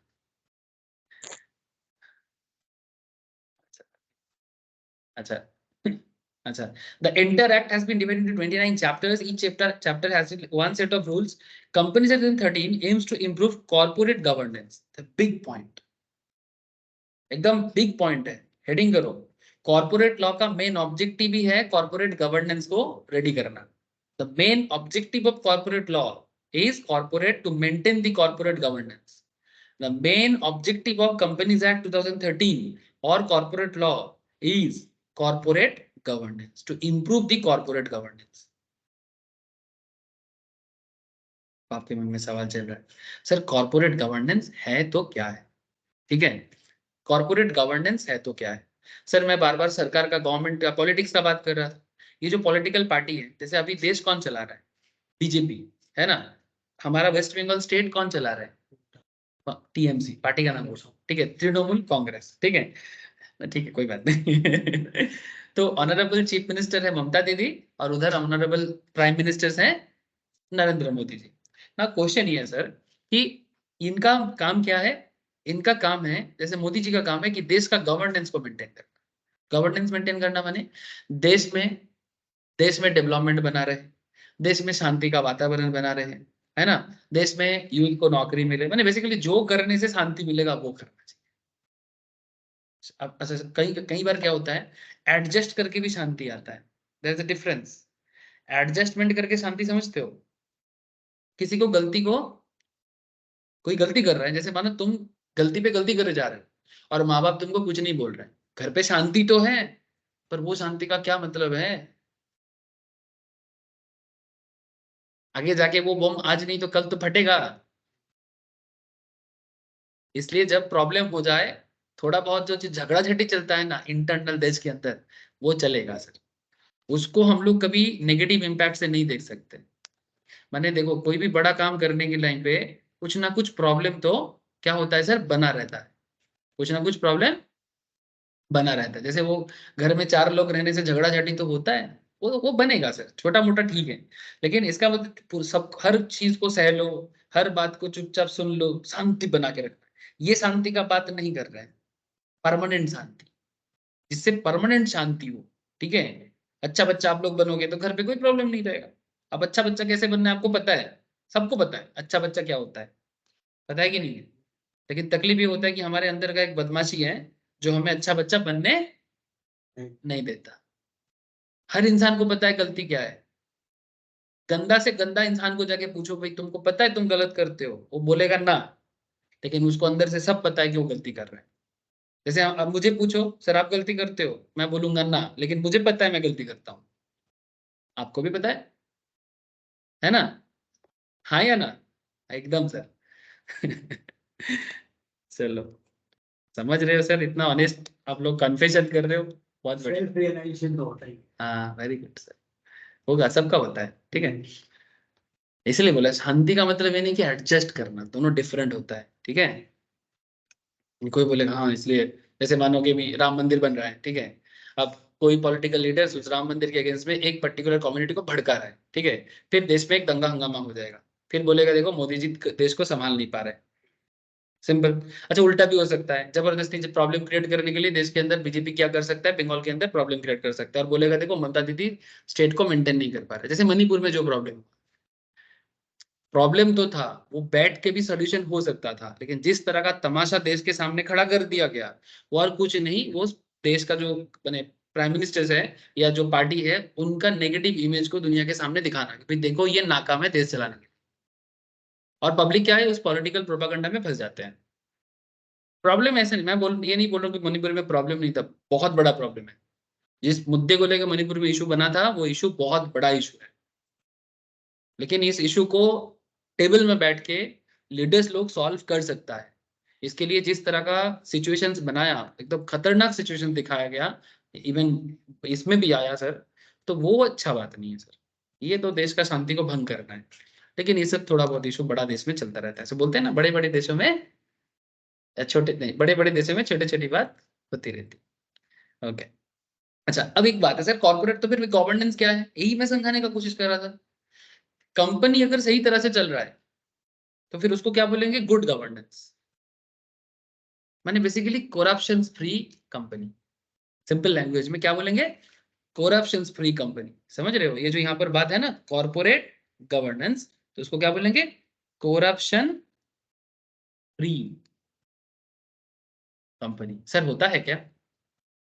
सर कोशिश करेगा, लॉ अगर सही रहेगा तो करप्शन फ्री कंपनी रहेगा। अच्छा करप्शन फ्री कंपनी देश के लिए जरूरी है, बहुत जरूरी है। मैं से आपको एक चीज बताता हूँ। जैसे मानो हमारे देश में स्टॉक मार्केट है, ठीक है। सर फिर से स्टॉक मार्केट, आप जबरदस्ती स्टॉक मार्केट में चले जाते हो। हाँ सर मैं जाता हूँ, जबरदस्ती जाता हूँ स्टॉक मार्केट में, क्यों? क्योंकि समझ में ज्यादा आता है, इसीलिए। जैसे मानो रिसेंटली एक कंपनी है जिसका बिजनेस को लेके काफी प्रॉब्लम क्रिएट किया है। अब मैं कोई नाम से बताता हूँ, जेट एयरवेज, ठीक है। ये कंपनी अभी भी स्टॉक मार्केट में लिस्टेड है, लेकिन इसका जो ओनर है वो जेल में चला गया, ठीक है। नरेश गोयल एयरलाइंस कंपनी है, रिसेंटली उनका जेल हुआ है, अभी तिहाड़ जेल में है। रिसेंट खबर है, 2-3 दिन पुराना।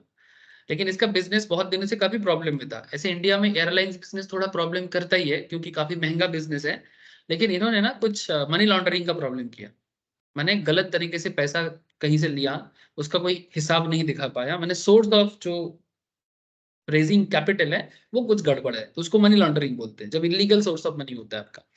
तो इलीगल सोर्स ऑफ मनी के कारण में उनको जेल हुआ है, और उन्होंने सारा दोष स्वीकार भी किया, तभी जेल दिया गया, ठीक है।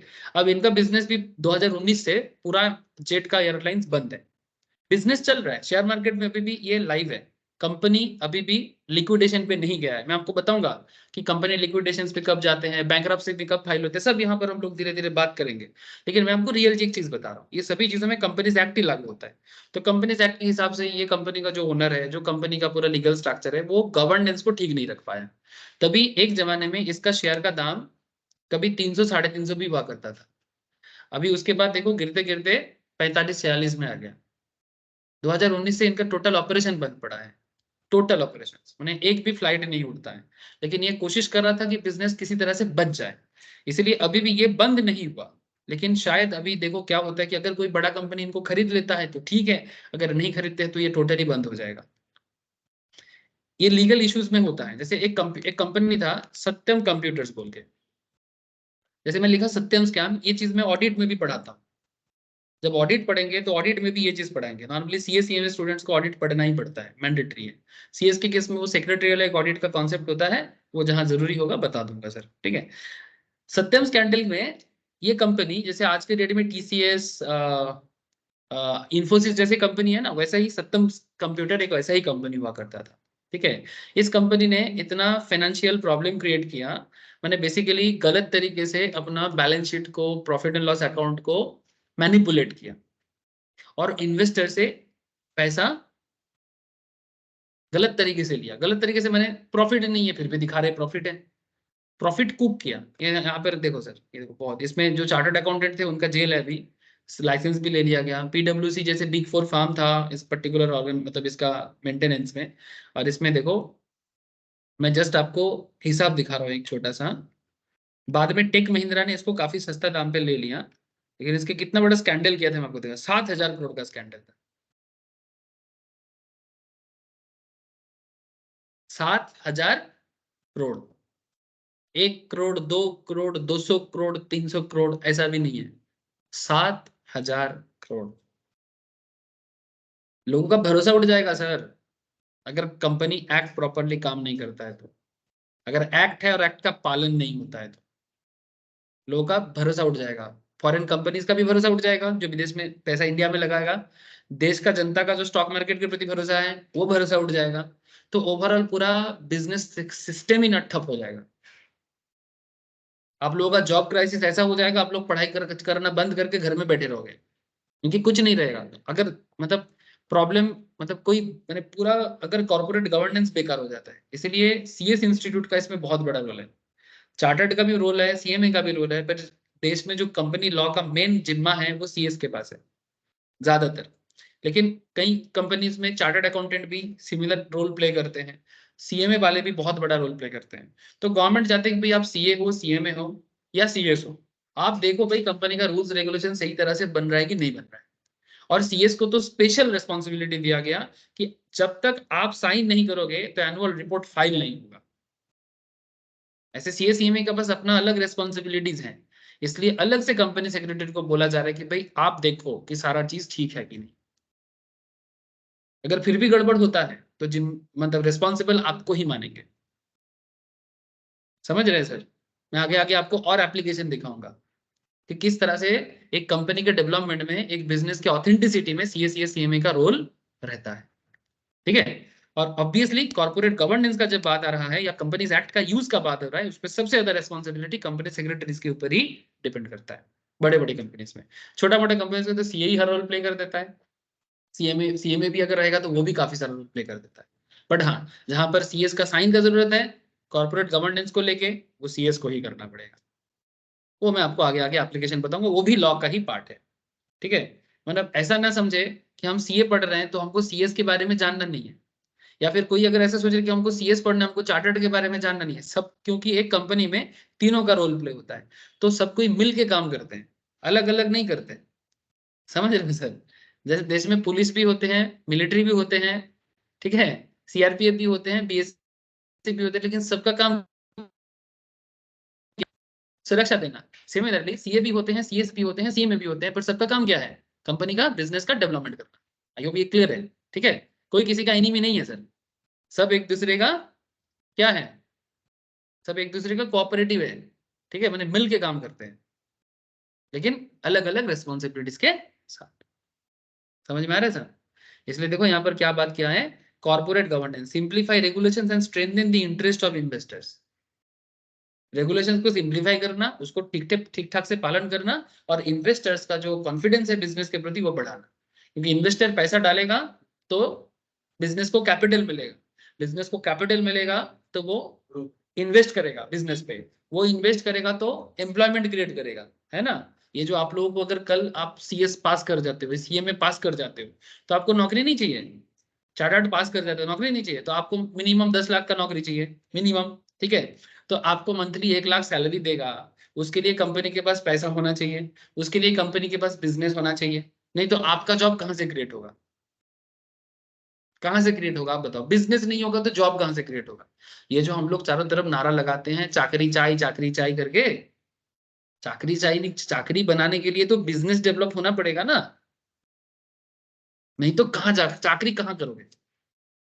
हवा में, हवा फूकने का चाकरी मिलेगा नहीं ना। तो बिजनेस में पैसा होगा, बिजनेस में ग्रोथ होगा, ऑटोमेटिकली एम्प्लॉयमेंट क्रिएट होगा। यही सोल्यूशन है, कोई दूसरा सोल्यूशन नहीं है। इसलिए एक ऐसा लॉ बनाओ, एक लॉ क्या है, एनवायरनमेंट को प्रॉपर बनाता है। आई होप अंडरस्टैंड हो रहा है सर? ये है कंपनी लॉ का मेन पर्पस। किसी भी लॉ का पर्पस वही होता है, लेकिन कंपनी लॉ का पर्पस कंपनी रिलेटेड, ठीक है। 10 the enactment makes our corporate regulations more contemporary. Contemporary माने आज के हिसाब से, जो जरूरत के हिसाब से है उसके हिसाब से आपको नियम कानून डेवलप करना पड़ेगा। तो ऑलरेडी डेवलप है, हमें बस इसको पढ़ना है और यूज करना है। ये जो short title extend commencement and applications है, ये सेक्शन 1 में बोला गया। मतलब कंपनीज एक्ट का एकदम पहला सेक्शन जो section 1 of the companies act है, deals with the title of the act according to which this act may be called as the companies act. माने कंपनीज एक्ट को कंपनीज एक्ट कहा जाता है सेक्शन 1 के कारण। बात समझे ना सर? फर्दर सेक्शन जो भी और भी सेक्शंस है वो क्या डील करते हैं? Further section deals with the extent of the applicability of the act. It says that the act shall extend to the whole of India. क्या बताते हैं कि कंपनीज एक्ट पूरे देश में एप्लीकेबल होगा। सर ये क्या बात है? देश का नियम है तो देश में ही अप्लाई होना चाहिए, इसके लिए होल ऑफ इंडिया बोलने का क्या जरूरत है? क्या सर क्वेश्चन क्वेश्चन जायज है कि नहीं है? देश का नियम है। जैसे मानो तुम्हारे घर में कोई नियम बन रहा है, तुम्हारे लिए अलग नियम, तुम्हारे बहन के लिए अलग नियम, तुम्हारे भाई के लिए अलग नियम, ऐसा थोड़ी ना होना चाहिए। हाँ हो सकता है कि कोई स्पेशल रीजंस हो, वो अलग बात है, लेकिन जब जनरल रूल बनेगा तो सबके लिए सेम रूल बनेगा। रवि पकड़ लिया पॉइंट ठीक है। कश्मीर इशू, ठीक है। कश्मीर के लिए हमारे देश में हमेशा से एक स्पेशल प्यार मोहब्बत का रिलेशन है। मैंने देश ने कश्मीर को ऐसा स्पेशल स्टेटस दिया, ऐसा स्पेशल स्टेटस दिया कि पाकिस्तान उसको अपना मानने लगा। किसने किया? सर कंट्रोवर्शियल बातें हैं सर, पुराने प्राइम मिनिस्टर्स ने किया। आप समझ सकते हो किसने किया होगा, नाम भी ले सकता हूँ, कोई दिक्कत नहीं है। ये गलती हमारे आदरणीय जवाहरलाल नेहरू जी का प्रॉब्लम है। इन्होंने कश्मीर का इशू को इतना बड़ा इशू खड़ा कर दिया कि वो आज भी हम लोगों को तकलीफ में डाल दिया। आप बोलोगे सर कश्मीर पे इशू के साथ बंगाल का इशू का क्या रिलेशन है? मन में सवाल है। हम तो बंगाली है, हम तो बंगाल में रहते हैं, हमारे कश्मीर के मुद्दा के साथ क्या रिलेशन है? नॉर्मल बंगाली को पूछो नरेंद्र मोदी ने कश्मीर में क्या कर दिया पता है? हमें क्या लेना देना भाई, हम बंगाली लोगों का क्या प्रॉब्लम है? जो बंगाल का नॉर्मल लोग, कोई भी स्टेट का लोग हो, समझ लो बात को। अरे भाई बहुत लेना देना है, देश का जो पैसा आता है ना, देश की सुरक्षा में खर्चा हो जाता है। आपको डेवलपमेंट के लिए पैसा नहीं मिलता, सारा पैसा कश्मीर लेके जाते हैं, वहां के मिलिट्री डिप्लॉयमेंट में चले जाते हैं। देश का टोटल बजट का एक बहुत बड़ा हिस्सा अगर मिलिट्री डिप्लॉयमेंट में, चीन और पाकिस्तान से लड़ाई लड़ने में, और चीन पाकिस्तान का लड़ाई तो फिर भी समझ सकते हैं, बॉर्डर में लगा देंगे लड़ाई कर लेंगे, लेकिन अंदर का लड़ाई, उसके लिए आपको डबल डबल खर्चा करना पड़ रहा है। उसका क्या, वो हिस्सा बाकी स्टेट को मिलता, डेवलपमेंट बाकी जगह में होता। तो कश्मीर का मुद्दा नहीं है, कश्मीर का मुद्दा देश का मुद्दा है। ये हर एक स्टेट को, हर एक बंगाली को, हर एक उड़िया को, हर एक बिहारी को, हर एक राजस्थानी को, सबको समझना चाहिए। अच्छा प्रॉब्लम क्या है? अब ये 370 हटाया गया, कश्मीर को स्पेशल स्टेटस देके 370 सेक्शन देके कश्मीर में एक अलग संविधान, देश का संविधान अलग है, कश्मीर का संविधान अलग है, फिर भी कश्मीर हमारा है। वाह, ये कैसा हो सकता है? अगर तुम आजादी का काफी सारा हिस्ट्री देखोगे तो कश्मीर हमेशा भारत का ही पार्ट बनना चाहा। ये वहां का कुछ लोकल पॉलिटिशियंस और पाकिस्तानी सब मिलजुल के एक कॉन्स्पिरेसी बनाया, और हमारा प्रधानमंत्री भी मैनेज नहीं कर पाया, मैनेज नहीं कर पाया। आप लोग सरदार पटेल को जानते हो, जो भारत का पहला राष्ट्रपति था, माने बेसिकली होम मिनिस्टर था। ऐसे और भी जगह में प्रॉब्लम था, जैसे हैदराबाद में निजाम का रूल था, वहां पर प्रॉब्लम था, वो भी भारत का हिस्सा नहीं बनना चाहता था। जूनागढ़ बल्कि गुजरात में एक राजा का जगह था, वहां पर भी प्रॉब्लम था। सर ये गोवा सारा में भी प्रॉब्लम था। गोवा में प्रॉब्लम था, सिक्किम में थोड़ा सा इश्यूज था, ऐसे और भी छोटा छोटा बहुत सारा राजाओं का इश्यूज था जो अपना डिनेस्टी छोड़ना नहीं चाहता था, भारत का हिस्सा बनना नहीं चाहता था। लेकिन इस तरह से देश थोड़ी बनेगा, सब बोलेगा मैं अलग हो जाऊंगा, अलग हो जाऊंगा। तो सरदार पटेल को इसलिए आयरन मैन कहा जाता है, वो सारा मुद्दा देख लिया। नेहरू जी को सिर्फ, नेहरू जी खुद कश्मीरी है, पंडित है, ठीक है, तो नेहरू बोला मैं कश्मीर का हूं, मैं कश्मीर का इशू देख लूंगा। तो ऐसा देखा कि आज भी झेल रहे हैं। अभी तो रिसेंटली बहुत शांति हुआ है, मैं रिसेंटली जाके भी आया हूँ, ठीक है, ये कुछ सालों के अंदर मैं जाके भी आया हूँ, मैं देख के आया हूँ कि क्या डेवलपमेंट है। इवन लोकल लोगों से बात भी किया, उनके मन का भावना को भी समझने का कोशिश किया, ठीक है, तो काफी बेहतर है, काफी बेहतर है। वो लोग भी समझ रहे हैं, मैंने उनका क्या किस तरह से ब्रेन वॉश हुआ था, वो लोग खुद भी बोल रहे हैं कि हम लोग फंस गए थे। लेकिन हाँ, हम लोग धीरे धीरे भी समझने का कोशिश कर रहे हैं। इतना जल्दी रिजल्ट नहीं मिलेगा, मतलब मेंटेलिटी चेंज होने में लोकल लोगों का, बट हो जाएगा, हो रहा है, हो रहा है।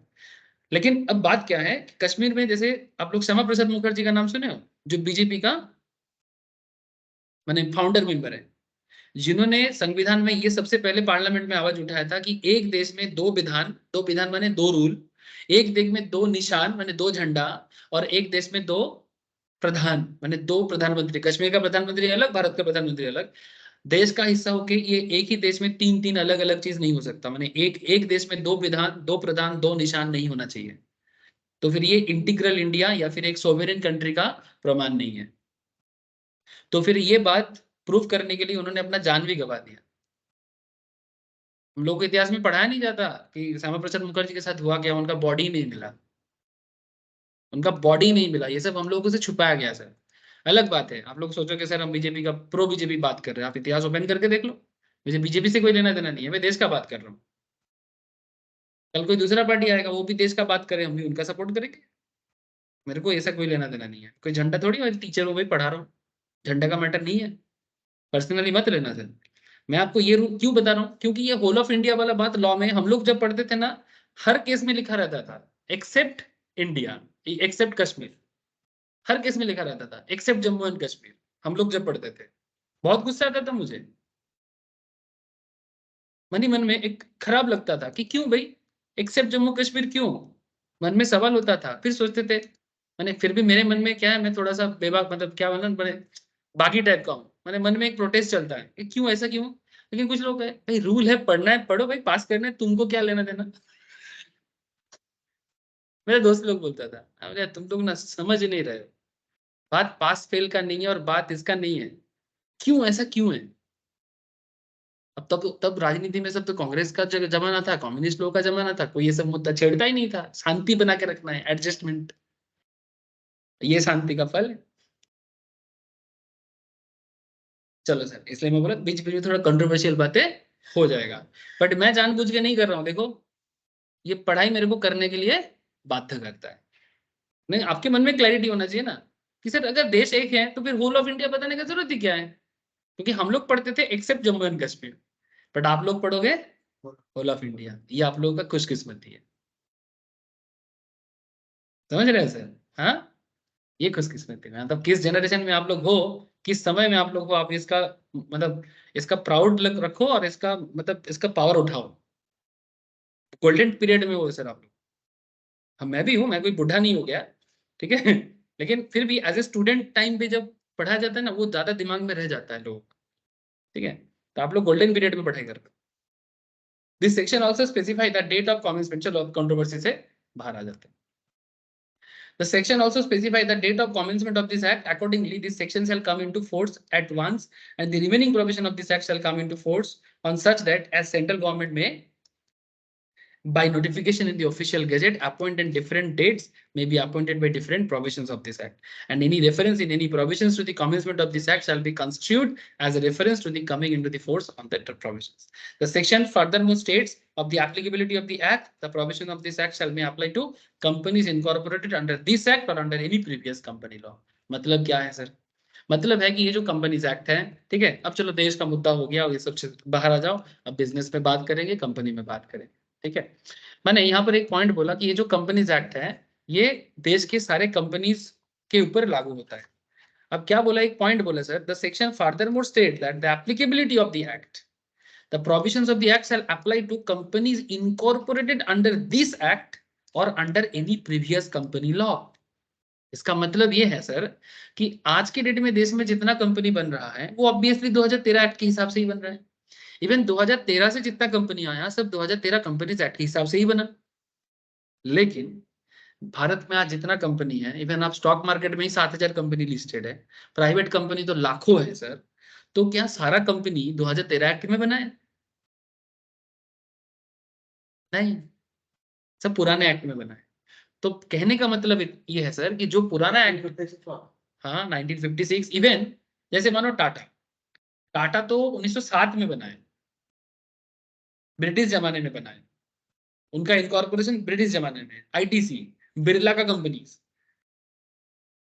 आज महात्मा गांधी कांग्रेस को लीड ही नहीं कर सकता था अगर बिरला ना होता। भारत की आजादी में कांग्रेस को जो सपोर्ट मिलता था पैसा का, वो बिरला से मिलता। तो समझेगी नहीं कि बड़ा लड़ाई लड़ने के लिए फंडिंग चाहिए, फंडिंग। आज भी पॉलिटिकल पार्टी को अपना अपना प्यार मोहब्बत का फंडिंग मिलता है, जो जिसको पसंद करता है फंड देता है। ऑब्वियसली आज बीजेपी को ज्यादा लोग प्यार करते हैं, उनको फंडिंग ज्यादा मिलता है। बड़े बड़े जो भी बिजनेसमैन है वो बीजेपी के साथ है, कभी कांग्रेस के भी साथ था। तो पॉइंट ये है सर, उस जमाने का जो भी कंपनीज है ना, वो भी कंपनीज एक्ट के अंदर अगर देश के अंदर है तो उनके लिए भी ये एक्ट लागू हो जाता है। सर ये बोलने का जरूरत था क्या? मैंने फिर से, हाँ टाटा पुराना है तो क्या हुआ, इंडिया का कंपनी है तो ऑटोमेटिकली लागू हो जाता है। सर लॉ के अंदर ना, अगर एक बात लॉ नहीं बोलता है, उसी बात को लेके क्या करेगा, लूप हॉल निकालेगा। वो क्या बोलेगा पब्लिक, मानो कि जो जिसको गलत करना है वो उसी पॉइंट को, कहाँ लिखा है लॉ में कि जो कंपनी 1907 में इंडिया में बना है उसके लिए भी 2013 एक्ट लागू होता है। फिर इस बात को लेके कोर्ट में केस बनता है। देखो कहीं पर भी लिखा नहीं है कि 1907 या 1956 में कंपनीज जो बना है उसके ऊपर भी 2013 एक्ट लागू होता है। सर ये माने सिंपल बात है, लेकिन तुम लिखोगे नहीं ना, इसी बात का फायदा उठाएगा जिसको गलत करना है, फिर लिखना पड़ता है। और ये सीली सीली बात भी पढ़ना पड़ता है। समझ रहे हैं सर? ये जो ये सिली सिली बातें हैं ना सर, मैंने बोका बोका बात है, लेकिन फिर भी पढ़ना पड़ेगा क्योंकि लॉ ने इसलिए इसको बोलता है। तो इसलिए देखो इसका एग्जाम्पल भी दिया है। बोका बोका क्वेश्चन है, पर बोका बोका आंसर भी पढ़ना पड़ेगा, कुछ कर नहीं सकते। ABC Limited was incorporated in 1/1/1972 under the Companies Act 1956. So the Companies Act 2013 shall also be applicable on ABC Limited. तो जो 1972 में बना है उसके ऊपर भी 2013 एक्ट एप्लीकेबल होगा, because 2013 act current companies act है। 1972 के टाइम पे 1956 वाला एक्ट चलता था, पर ऑटोमेटिकली उनके ऊपर भी लागू होगा, ये बताना पड़ रहा है। अच्छा इसमें कुछ बातें sir, insurance companies except in so far as the said provisions are inconsistent with the provisions of the Insurance Act 1938 or the Insurance Regulatory and Development Authority Act 1999. Sir ये क्या बात हो, insurance companies except in so far as the said provisions are inconsistent with the provisions of the Insurance Act 1938 or Insurance IRDA Act 1999. Sir इसमें आपको कुछ बात समझना पड़ेगा, सिर्फ इंश्योरेंस का मैटर नहीं है, बैंकिंग का भी मैटर है, इसमें आपको इलेक्ट्रिसिटी का भी मैटर है। अब मैं आपको कुछ बात बताता हूँ। देखो इसके अंदर आपको जो चीज समझना पड़ेगा वो ये है कि सर कंपनीज एक्ट हमारे देश को चलाने के लिए सिर्फ एक एक्ट नहीं है सर, बहुत सारा चीजों के लिए बहुत सारा एक्ट है। लेकिन सर हर एक एक्ट एक दूसरे को क्या बोलते हैं, एक दूसरे को सपोर्ट करके भी चलते हैं और अलग अलग भी चलते हैं। सर कैसे, जैसे मानो मैं आपको एक चीज बताता हूं, जैसे मानो मैं लिखता हूं HDFC बैंक, ठीक है, या SBI भी लिख सकता था, जस्ट ऐसे ही मन में HDFC आया तो मैं बता दूं। HDFC क्या है सर, एक बैंकिंग कंपनी है, point to be noted sir, ये एक बैंकिंग कंपनी।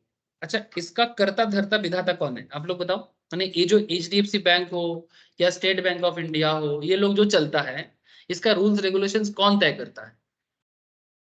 इनका दो लॉ है सर, एक लॉ है banking act, banking regulations act, और एक है जो कर्ता धर्ता विधाता वाला, दैट इज RBI एक्ट।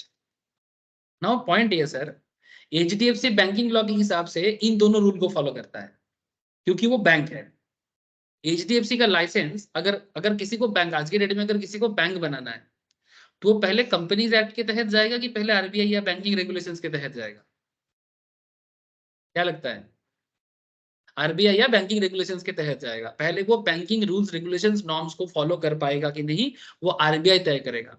जैसे पेटीएम, पेटीएम आया था तो वॉलेट सिस्टम के लिए, है ना, लेकिन पेटीएम अभी देखो पेमेंट बैंक है। क्या बैंक है सर? पेमेंट बैंक है। तो पेटीएम को ये पेमेंट बैंक का लाइसेंस कौन दिया? आरबीआई ने दिया।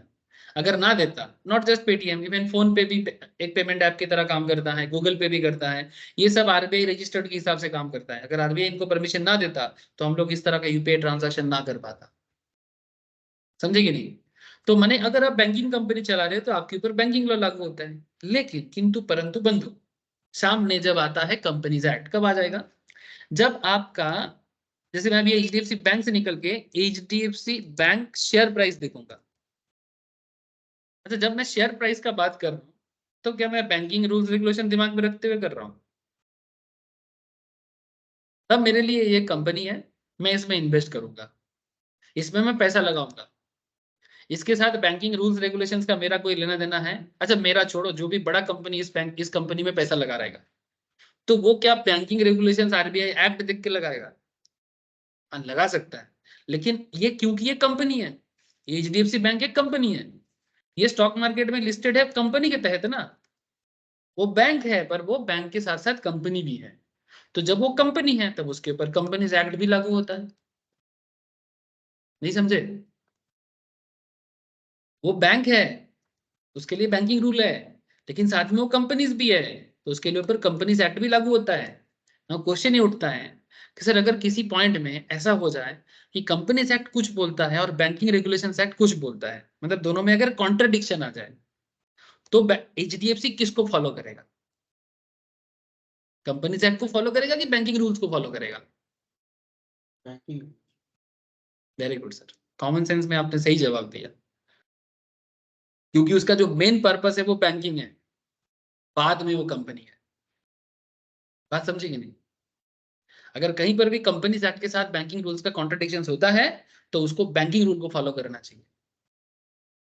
ऐसे केसेस में ये चीज गवर्नमेंट लेवल में एक बहुत बड़ा डिस्कशन का मैटर हो जाता है। गवर्नमेंट हमेशा कोशिश करते हैं कि प्रॉब्लम ना हो, पर अगर कोई इश्यूज आ जाता है, कोई न्यू इशू, इससे पहले ये चीज डिस्कशन हुआ ही नहीं था, तो फिर वो बोर्ड में डिस्कशन होगा, फिर जरूरत पड़ने से बैंकिंग रेगुलेशंस में भी चेंजेस लाया जा सकता है या कंपनीज में भी चेंजेस लाया जा सकता है।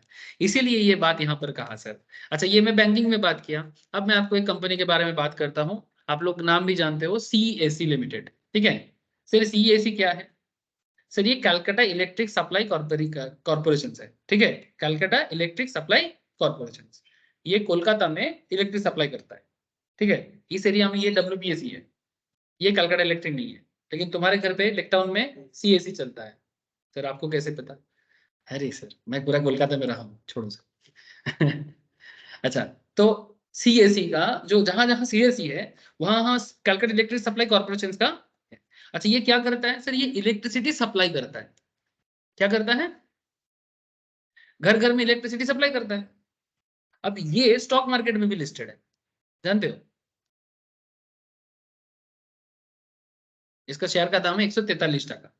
सर मैं शेयर लेने या बेचने में नहीं बोल रहा हूँ अभी, मेरा शेयर का दिखाने का एक ही पर्पस है कि ये कंपनी है बोल के इसका शेयर है, इसका शेयर है तो हम मार्केट में ट्रेडेबल भी है, तो आपको जानकारी मिल रही है, इसलिए आपको अट्रैक्शन भी हो रहा है, अच्छा लगेगा, याद रहेगा। पढ़ाने के टाइम पे हम लोग इस तरह से पढ़ते हैं। लेकिन अब सवाल उठता है सर क्योंकि ये इलेक्ट्रिसिटी कंपनी है तो इसके ऊपर पहले इलेक्ट्रिसिटी लॉ लागू होता है, ये बाद में कंपनी है। तो जब इलेक्ट्रिसिटी कंपनी के साथ कंपनी सॉफ्टवेयर कहीं पर कॉन्ट्राडिक्शन होगा तो इसको इलेक्ट्रिसिटी को पहले पूछना चाहिए, फिर वो कंपनी के साथ डिस्कस करेगा। इसीलिए लॉ में यहाँ पर जो पॉइंट बताया, इस पॉइंट का क्या मतलब होता है?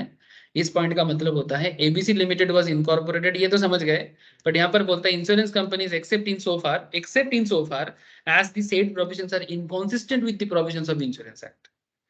अच्छा, मैं बैंकिंग बोला, इलेक्ट्रिसिटी बोला, और इंश्योरेंस का भी बोला नहीं ना। अच्छा बोल देते हैं, चलो।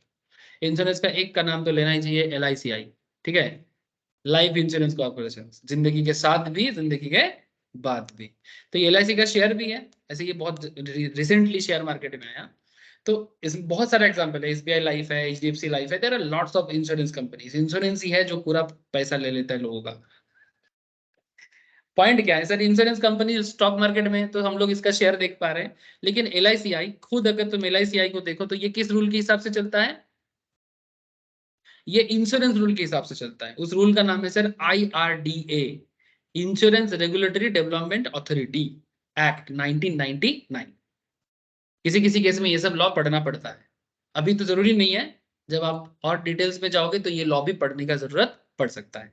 इवन किसी किसी केस में अलग से अकाउंट्स भी होता है, इलेक्ट्रिसिटी अकाउंट्स का अलग नियम है, इंश्योरेंस का अलग नियम है, तो वो नियम के बेसिस में अकाउंट्स भी करना पड़ता है, स्पेशली चार्टर्ड अकाउंटेंट लेवल में एंड CMA लेवल में ये अकाउंट्स भी करना पड़ता है। CS को इतना अकाउंट्स में जोर नहीं दिया जाता, समझ रहे हो सर, जिसका जो एरिया है उस हिसाब से उनको फोकस किया जाता है। Now what is the point, sir वही पॉइंट है कि जहां दोनों लॉ एक दूसरे के साथ इनकॉन्सिस्टेंट हो जाएगा, वहां पर मेन लॉ उनका सामने आ जाएगा, तब वहां पर कंपनीज एक्ट लागू नहीं करेंगे। बात समझे कि नहीं सर? तो इसलिए देखो यहाँ पर 3-4 और भी अलग अलग लॉ आ गया। नॉर्मली हम लोग क्या पढ़े थे कि कहाँ कहाँ कंपनीज एक्ट लागू करना है, ऐसे तो कंपनीज एक्ट हर एक पुराने कंपनीज लॉ के ऊपर लागू ऑटोमेटिक हो जाता है बाय डिफॉल्ट, लेकिन जहां पर दोनों एक ऑर्गेनाइजेशन दो दो अलग अलग एक्ट के तहत मार्केट में चल रहा है, तब वहां पर अगर इनकॉन्सिस्टेंसी आ जाएगा तो फिर वहां पर थोड़ा सा सोचने वाला मैटर आ जाएगा। ठीक है, इसलिए बीच में थोड़ा टच करते रहना चाहिए, तो फिर ये दिक्कत नहीं होगा। ठीक है, इलेक्ट्रिसिटी का भी समझ में आ गया, माने ये सारा एक ही केस है, चाहे BR एक्ट माने बैंकिंग रेगुलेशंस, इंश्योरेंस रेगुलेटरी माने इंश्योरेंस के साथ, इलेक्ट्रिसिटी माने इलेक्ट्रिसिटी एक्ट। ठीक है, हाँ মানে একই কথা, মানে ধর একটা কোম্পানি যেমন ধর LIC একটা ইন্স্যুরেন্স কোম্পানি, ঠিক আছে, তো LIC যদি একটা ইন্স্যুরেন্স কোম্পানি হয় তাহলে ওর জন্য লাগু কোন অ্যাক্ট হয়, ইন্স্যুরেন্স অ্যাক্ট হয়, যেটা 1999 IRD অ্যাক্টে বলা আছে। কিন্তু ইন্স্যুরেন্স কোম্পানি হওয়া সত্ত্বেও সে শেয়ার মার্কেটে লিস্টেড, তাহলে ও একটা কোম্পানিও, তাহলে ওর উপরে কোম্পানির নিয়ম লাগু হয়। তাহলে যখন কোম্পানির নিয়ম আর ইন্স্যুরেন্স কোম্পানির নিয়মে কোনো প্রবলেম হবে তখন ও কাকে ফলো করবে, আগে ইন্স্যুরেন্সকে ফলো করবে, তারপর ওটা একটা ডিসকাশনের ম্যাটার হবে, তারপর রুলটা लागू হবে। समझ में आया ना सर बात? हाँ, बस यही बात, माने ऑटोमेटिकली लागू होगा ऐसा नहीं है ऐसे केसेस में। जैसे नॉर्मल केस में क्या हुआ, कोई मानो 1956 कंपनीज एक्ट में कोई कंपनी बना था, ऐसे बहुत कंपनी 1956 में ही बना है। आज हमारे देश में जितना कंपनीज हम देखते हैं ज्यादातर तो 1956 वाला ही कंपनीज एक्ट फॉलो करता है। ठीक है, कुछ कंपनीज आजादी से पहले बनाए तो उनका पुराना और भी पुराना लॉ है जब जिस टाइम पे बना था, फिर देश आजाद होने के बाद उनके ऊपर जो करंट लॉ है वो भी लागू किया गया, और अभी 2013 आ गया, 2013 लागू हो जाता है। लेकिन जब कोई एक साथ दो दो अलग अलग टाइप ऑफ बने, इसका बिजनेस अलग है लेकिन वो साथ में कंपनी भी है, तो वैसे सिचुएशंस में क्या करना है वही चीज आपको यहाँ पर थोड़ा बताया जाता है। सर जो लोग ऑनलाइन में हो बताओ मुझे थोड़ा, आप लोगों को बात समझ में आया सर सबको? Yes sir. हाँ yes sir. Okay sir, yes sir. Okay sir, okay. अच्छा, सिमिलरली अगर कोई act special act government specifically ला रहा है, स्पेशल एक्ट नहीं, स्पेशल एक्ट स्पेशल क्या है, रूल नहीं है, गवर्नमेंट स्पेशल एक्ट बना के बोल रहे हैं, तो ऐसे केसेस में भी सिमिलर चीजें होते हैं। और एक एग्जांपल यहाँ पर दिया है, जैसे मानो एक फूड कॉर्पोरेशन ऑफ इंडिया का एग्जांपल दिया है। फूड कॉर्पोरेशन ऑफ इंडिया माने हमारे देश में जो खाने का जो डिस्ट्रीब्यूशन होता है ना, जो राशन सिस्टम, पब्लिक को जो खाना देते हैं, या फिर जैसे मानो ये जो राशन सिस्टम चलता है, ये सारा मैटर गवर्नमेंट का जो डिपार्टमेंट है। तो food corporation of India, national highway authority of India NHI क्या करता है, हाईवे बनाता है सर। ये जो हम लोग हाईवे में चलते हैं ना, लॉन्ग ड्राइव पे चल, ठीक है, तो ये लॉन्ग ड्राइव पे चल इनका क्रेडिट है सर। ठीक है, अभी हाईवे बनाने का मिनिस्टर कौन है, नितिन गडकरी साहब। ठीक है, गजब इंसान है सर, एकदम स्ट्रेट फॉरवर्ड बात करता है और इनोवेटिव सोचता है, गजब गजब सोचता है। ठीक है, इनका सोच लेवल ही अलग है। मतलब हाईवे का डेवलपमेंट चालू किया था प्राइम मिनिस्टर जब हमारे अटल बिहारी वाजपेयी थे, उन्होंने हाईवे को मेनली स्टार्ट किया था कि इंडिया में हाईवे जबरदस्त होना चाहिए। पर उनका विजन को अगर किसी ने टॉप लेवल में लेके गया तो वो अनडाउटेडली नितिन गडकरी है। मैंने इतना अच्छा, मैंने मोदी जी के कैबिनेट में हर मिनिस्ट्री में बदलाव आया है, एक मिनिस्ट्री में कोई बदलाव नहीं है, दैट इज हाईवे मिनिस्ट्री, मैंने ट्रांसपोर्टेशन मिनिस्ट्री। और नितिन गडकरी शुरू से है, अभी भी है। इवन कोई बात भी नहीं करता कि नितिन से ये छीना जाए, उल्टा रेलवे के लिए बोला जाता है कि भाई नितिन जी को रेलवे भी दे दो, वो रेलवे को भी अलग करके दिखा देगा। माने वो सिर्फ बनाता ही नहीं है, रेवेन्यू भी बना के दिखाते हैं। मैंने देखो सिर्फ पैसा होने से, खर्चा करने से नहीं होता, वहां से इनकम भी करना पड़ता है। क्योंकि चैरिटी से देश नहीं चल सकता, चैरिटी से पॉलिटिक्स चल सकता है, चैरिटी से मंदिर चल सकता है, पर अगर आप प्रॉफिटेबल हालत में नहीं रहोगे ना, बिक जाओगे। जैसे कि श्रीलंका डूबा है, श्रीलंका के चाइना के कर्जा में, पाकिस्तान डूबा है चाइना के कर्जा में, कर्जा समझते हो ना, लोन। काफी सारे अफ्रीकन नेशंस है, चाइना इतना लोन का बार्डन दिया है, अभी मालदीव भी डूबेगा, और बड़ा बड़ा बोलचाल कर रहे हैं ना, वो भी डूबेगा। तो चाइना के पास गया है ना पैसा लाने के लिए, कुछ दिन बाद अगर पैसा पेमेंट नहीं कर पाएगा ना, फिर चाइना बोलेगा दे दो हमको मालदीव, फिर सब चाइना का हो जाएगा। ये भगवान, जो भी हो। अब यहाँ पर एग्जाम्पल देखो, food corporation of India, national highway authority of India etcetera, इनका क्या है, इनके लिए भी कॉर्पोरेट लॉ का जो भी नियम है वो लागू हो जाता है। ये गवर्नमेंट है, ठीक है, लेकिन इनके भी लागू होता है। The term except in so far as shall mean excluding to the extent of, that is if any provisions of Companies Act is inconsistent with any of the provisions of other act, जैसे मैं आपको बता रहा था, like Insurance Act, BR माने Banking Regulations Act, Electricity Act, etc., to which the company is regulated, that company shall comply with the provisions of respective act to which it is governed and regulated by। ठीक है, जो मैं आपको इतना देर से समझाने का कोशिश कर रहा था। नाउ पॉइंट क्या है सर, हम लोग क्या क्या पढ़ चुके हैं, देखो बातें करते करते बहुत कुछ हो गया। टाइटल, टाइटल क्या है, कंपनीज एक्ट 2013, मतलब मेन क्या है टॉपिक है, कंपनीज एक्ट 2013। कहाँ तक एक्सटेंड फैला हुआ, कहाँ तक है, पूरे भारत में। कमेंसमेंट कब हुआ है, section 1 came into force at once and the remaining provisions different date में बाद में आया, वो डेट भी नोट्स में है और आप लोगों में भी शॉर्ट नोट में लिखा है। एप्लीकेशंस कहाँ है, कंपनीज में है, कंपनीज बने जो कंपनीज एक्ट के तहत है उनके ऊपर तो लागू है ही, साथ में इंश्योरेंस कंपनीज में भी लागू होता है, बैंकिंग कंपनीज में भी लागू होता है। चल रहा है, चला गया, अच्छा। इलेक्ट्रिसिटी में भी लागू होता है ना, company regulated by special act में भी लागू होता है। या फिर अगर सेंट्रल गवर्नमेंट किसी पर्टिकुलर एंटिटी को बोल देते कि भाई इनके ऊपर भी लागू करना है, ठीक है, नोटिफिकेशन जारी करके, तो उन्हें के ऊपर भी लागू करना है, वो सेंट्रल गवर्नमेंट डिसाइड कर सकता है, ठीक है, सेंट्रल गवर्नमेंट डिसाइड कर सकता है। तो ये था पूरा सेक्शन 1 कह दिया, ठीक है, समझ में आ रहा है सर, सेक्शन 1 किस लेवल में बात कर रहा है। फिर आ जाते हैं डेफिनेशन, ठीक है, डेफिनेशन माने जो मैं आपको स्टार्टिंग में बोल रहा था, पहुंच ही नहीं पाया सर डेफिनेशन तक, इतना इधर उधर का बात चल रहा है। कोई बात नहीं सर, शुरू शुरू में मैं थोड़ा टाइम ले लेता हूँ, क्यों, क्योंकि एक बार आप लोगों का बेस बन जाए ना, फिर आगे का चैप्टर समझना बहुत आसान हो जाता है, ठीक है। इसलिए इंट्रोडक्शन लेवल में थोड़ा धीमा चलता हूँ, धीमा चलना माने क्या, थोड़ा मैं ज्यादा एग्जाम्पल यूज कर लेता हूँ, क्योंकि आगे जाके कोई दिक्कत ना हो। अच्छा, डेफिनेशन के बारे में कहाँ बताया गया सर, सेक्शन 2 में, सेक्शन 2 में अलग अलग डेफिनेशन दिया गया कि भाई ये डेफिनेशन है एज पर कंपनी रूल। अच्छा, डेफिनेशन से क्या लेना देना, लेना देना है आपको अभी पता चलेगा। Section 2 of the companies act 2013 is a definition section, it provides various terminology, मैं बता रहा था ना, terms, terminologies used in the act, माने इस एक्ट के अंदर कितना अलग अलग शब्द यूज किया गया है, शब्द माने टर्म्स, ठीक है। डेफिनेशनल सेक्शंस, क्लॉजेस, क्लॉज क्या है, लॉ को पढ़ने का एक तरीका है, मैं आगे आगे बताऊंगा, ठीक है। सेक्शन होता है, सब सेक्शन होता है, क्लॉज होता है, तो लॉ को पढ़ने का एक तरीका होता है। ये कुछ नहीं सर, जैसे आपकी किताब में कोई भी किताब पॉइंट्स होते हैं ना, जैसे कौन से पेज में क्या है, ठीक है, या फिर किस पेज के किस पॉइंट में कौन सा बात लिखा हुआ है, ऐसे होता है ना किताब में। जैसे किताब लिखने का एक तरीका है, वैसे लॉ को भी लिखने का एक तरीका है, उसको सेक्शन, सबसेक्शन, क्लॉज, चैप्टर इस तरह से बोला गया है, और कुछ नहीं। लेकिन सर हमें क्या सेक्शन सबसेक्शन याद करना पड़ेगा, द आंसर इज यस। मुश्किल यही हो जाता है, समझ सब लेते हैं, लेकिन सेक्शन सबसेक्शन में ज्यादातर लोग का दिल को चोट पहुंच जाते हैं, इतना कैसे याद करें। लेकिन अगर देखो सर, इंटरमीडिएट फाइनल लेवल के एग्जाम के लिए आपको सेक्शन याद करना ही पड़ेगा, कुछ नहीं कर सकते। जितना अच्छे से सेक्शन के साथ लिख के आ पाओगे उतना अच्छा मार्क्स कैरी होगा। मैं धीरे धीरे आपको क्वेश्चन आंसर प्रैक्टिस कराऊंगा, तो उसमें आपको आदत करा दूंगा, और फिर जैसे जैसे टेस्ट देते जाओगे ना, तो ऑटोमेटिकली आदत ठीक होता जाएगा, ठीक है। मेहनत लगता है सर हर चीज में, और मेहनत का फल मीठा भी होता है सर। अच्छा, अच्छा, definitional section or clauses are known as internal aids to construction and can be immense help in interpreting the constructing the enactment or any of its parts.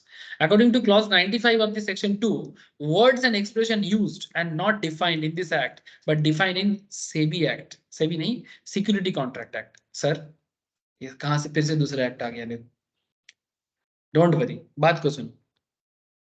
मैं अभी आपको शेयर मार्केट के बारे में बता रहा था, दिखा रहा था ना अलग अलग कंपनीज का शेयर के बारे में, क्योंकि ये जितना एक्ट है, ये जो कंपनीज एक्ट है, जब भी कोई लोचा होता है बड़ा कंपनी के ऊपर ही होता है, छोटा मोटा प्राइवेट कंपनी के साथ गवर्नमेंट नॉर्मली लगता नहीं है। क्यों? ऐसे ही बेचारा मेहनत करके बिजनेस बनाया है, अगर बात बात में उनके पीछे लगेगा फिर वो बंदा बिजनेस कैसे करेगा? इसलिए छोटा छोटा केस को गवर्नमेंट थोड़ा इग्नोर करने का कोशिश करता है। ऐसे वो चाहे तो छोटा बिजनेस के साथ भी रूल्स रेगुलेशंस टफ करके बात कर सकते हैं, लेकिन गवर्नमेंट ज्यादातर केस में देखना जो स्टॉक मार्केट में लिस्टेड है, 100 करोड़ 1000 करोड़ का बिजनेस करते हैं, गवर्नमेंट उनके ऊपर रूल रेगुलेशंस को ज्यादा टफ बनाने का कोशिश करते हैं। अब जब कोई कंपनी शेयर मार्केट में लिस्टेड होता है ना सर, तो उनके ऊपर कंपनीज एक्ट तो लागू होता ही है, साथ में उनके ऊपर सिक्योरिटी कॉन्ट्रैक्ट एक्ट भी लागू होता है या फिर सेबी एक्ट भी लागू होता है। क्यों?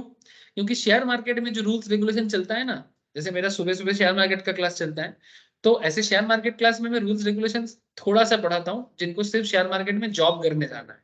बाकी जो लोग, आप लोग कंपनी सेक्रेटरी पढ़ रहे हो या फिर जो लोग सीएसीएमए पढ़ रहे हो, आप लोगों को सीएसीएमए को फाइनल लेवल में पढ़ना पड़ता है, और कंपनी सेक्रेटरी वाले को एग्जीक्यूटिव लेवल में ही पढ़ना पड़ता है। क्या लॉ का नाम क्या है? सिक्योरिटी लॉ या सेबी लॉ। ठीक है, सब्जेक्ट है आप लोग का। तो वो सिक्योरिटी लॉ या सेबी लॉ एक बहुत इंपॉर्टेंट टॉपिक है। क्यों? क्योंकि ये जो पूरा शेयर मार्केट है उसको देखभाल करने के लिए एक अलग लॉ है। अच्छा, वहां पर कौन काम कौन कर रहा है? कंपनी कर रहा है, लेकिन कंपनीज एक्ट सारा बात करने करने का उनको उतना एबिलिटी नहीं हो रहा है कि कंपनीज एक्ट सारा प्रॉब्लम सॉल्व नहीं कर पा रहा है। इन्वेस्टर प्रोटेक्शन करने का जो ताकत है वो कंपनीज एक्ट में नहीं है, इसलिए गवर्नमेंट अलग से एक सेबी लॉ बनाता है। फिर उस लॉ के तहत ये जो इन्वेस्टर पैसा डालते हैं, ट्रेडिंग करते हैं, ये सारा मैटर सेबी लॉ के अंदर आ जाता है। और पहले सेबी लॉ नहीं था, पहले हमारे देश में सिक्योरिटी कॉन्ट्रैक्ट एक्ट था, 1956 में ये भी आया था। उसके बाद उसका एक मॉडर्न वर्जन 1992 में सेबी लॉ है। ठीक है, ये इसके ऊपर तो मैं बहुत बात करूंगा सेबी लॉ के ऊपर। तो यहाँ पर कह रहा है कि हम लोग जब कंपनीज लॉ को पढ़ेंगे तो ऐसे बहुत सारा डेफिनेशंस है जो शायद कंपनीज एक्ट डायरेक्टली नहीं बोला, लेकिन गवर्नमेंट क्या करता है कि सेबी लॉ या सिक्योरिटी लॉ में पुराना बोला हुआ है, तो गवर्नमेंट कई कई बार उसका डेफिनेशंस को भी यहाँ पर यूज कर लेगा, क्योंकि बात एक ही है, तो वही बात यहाँ पर कर रहा है। आपको इंपॉर्टेंस को समझना पड़ेगा, ये सब रट के याद नहीं कर पाओगे इतना सारा बात। रट्टू तोता बनने का कोशिश करोगे, फंस जाओगे। कितना रटोगे सर? इतना सारा बात थोड़ी ना एक इंसान याद कर सकते हैं उस तरह से, मैंने रीडिंग करके, जैसे मानो बचपन में कुछ आदत होता है ना किसी किसी का। मैं करके दिखाता हूँ आपको। हाँ, also according to clause 95, according to clause 95, according to clause 95 section 2, words and expression used and not and defined in this act were defined in the securities contract act, defined in the securities contract act, defined in the securities contract act। करते हैं ना बहुत बार। अच्छा, ऐसा करके आप कितना law को याद करो? लेकिन अब मैं आपको एक चीज बताता हूँ, मैं याद करने में मना थोड़ी कर रहा हूँ, क्योंकि एग्जाम में तो याद करके जाना ही है, लेकिन आप अगर इसका इंपॉर्टेंस को समझ लेते हो तो फिर आपको अलग से ना इस तरह का वो 4 बार 5 बार करके रट्टू तोतागिरी करने की जरूरत नहीं है।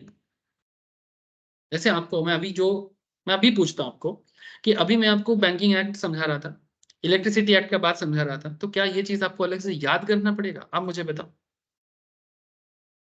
तो अगर आप केस का जो मैटर है, मतलब उसका जो इंपॉर्टेंस है, अगर उसको समझ लेते हो, तो ये बात जब आप एक बार पढ़ लोगे ना सर, वो ऑटोमेटिक याद होगा, ऑटोमेटिक याद होगा। जैसे आप लोग जब मोबाइल में कुछ सीखते हो या गेम खेलते हो, हर चीज रटते हो क्या? कैसे याद रहता है फिर? इंटरेस्ट है, आदत हो जाता है, तो ऑटोमेटिकली याद रह जाता है। कई स्टूडेंट मेरे को बोलते हैं सर पढ़ रहे हैं पर याद नहीं हो रहा है। बदमाश है। कौन? स्टूडेंट। क्यों बदमाश है? क्योंकि वो इंटरेस्ट ही क्रिएट नहीं करना चाहता। जिस तरह से वो गेम खेलता है, जिस तरह से वो फेसबुक इंस्टाग्राम चलाता है, जिस तरह से वो व्हाट्सएप चैटिंग करता है, उस तरह से वो पढ़ाई को नहीं ले रहा है। अगर लेता तो ये सवाल ना करता। गलत बोला सर? नहीं बोला गलत, लिख के रखो।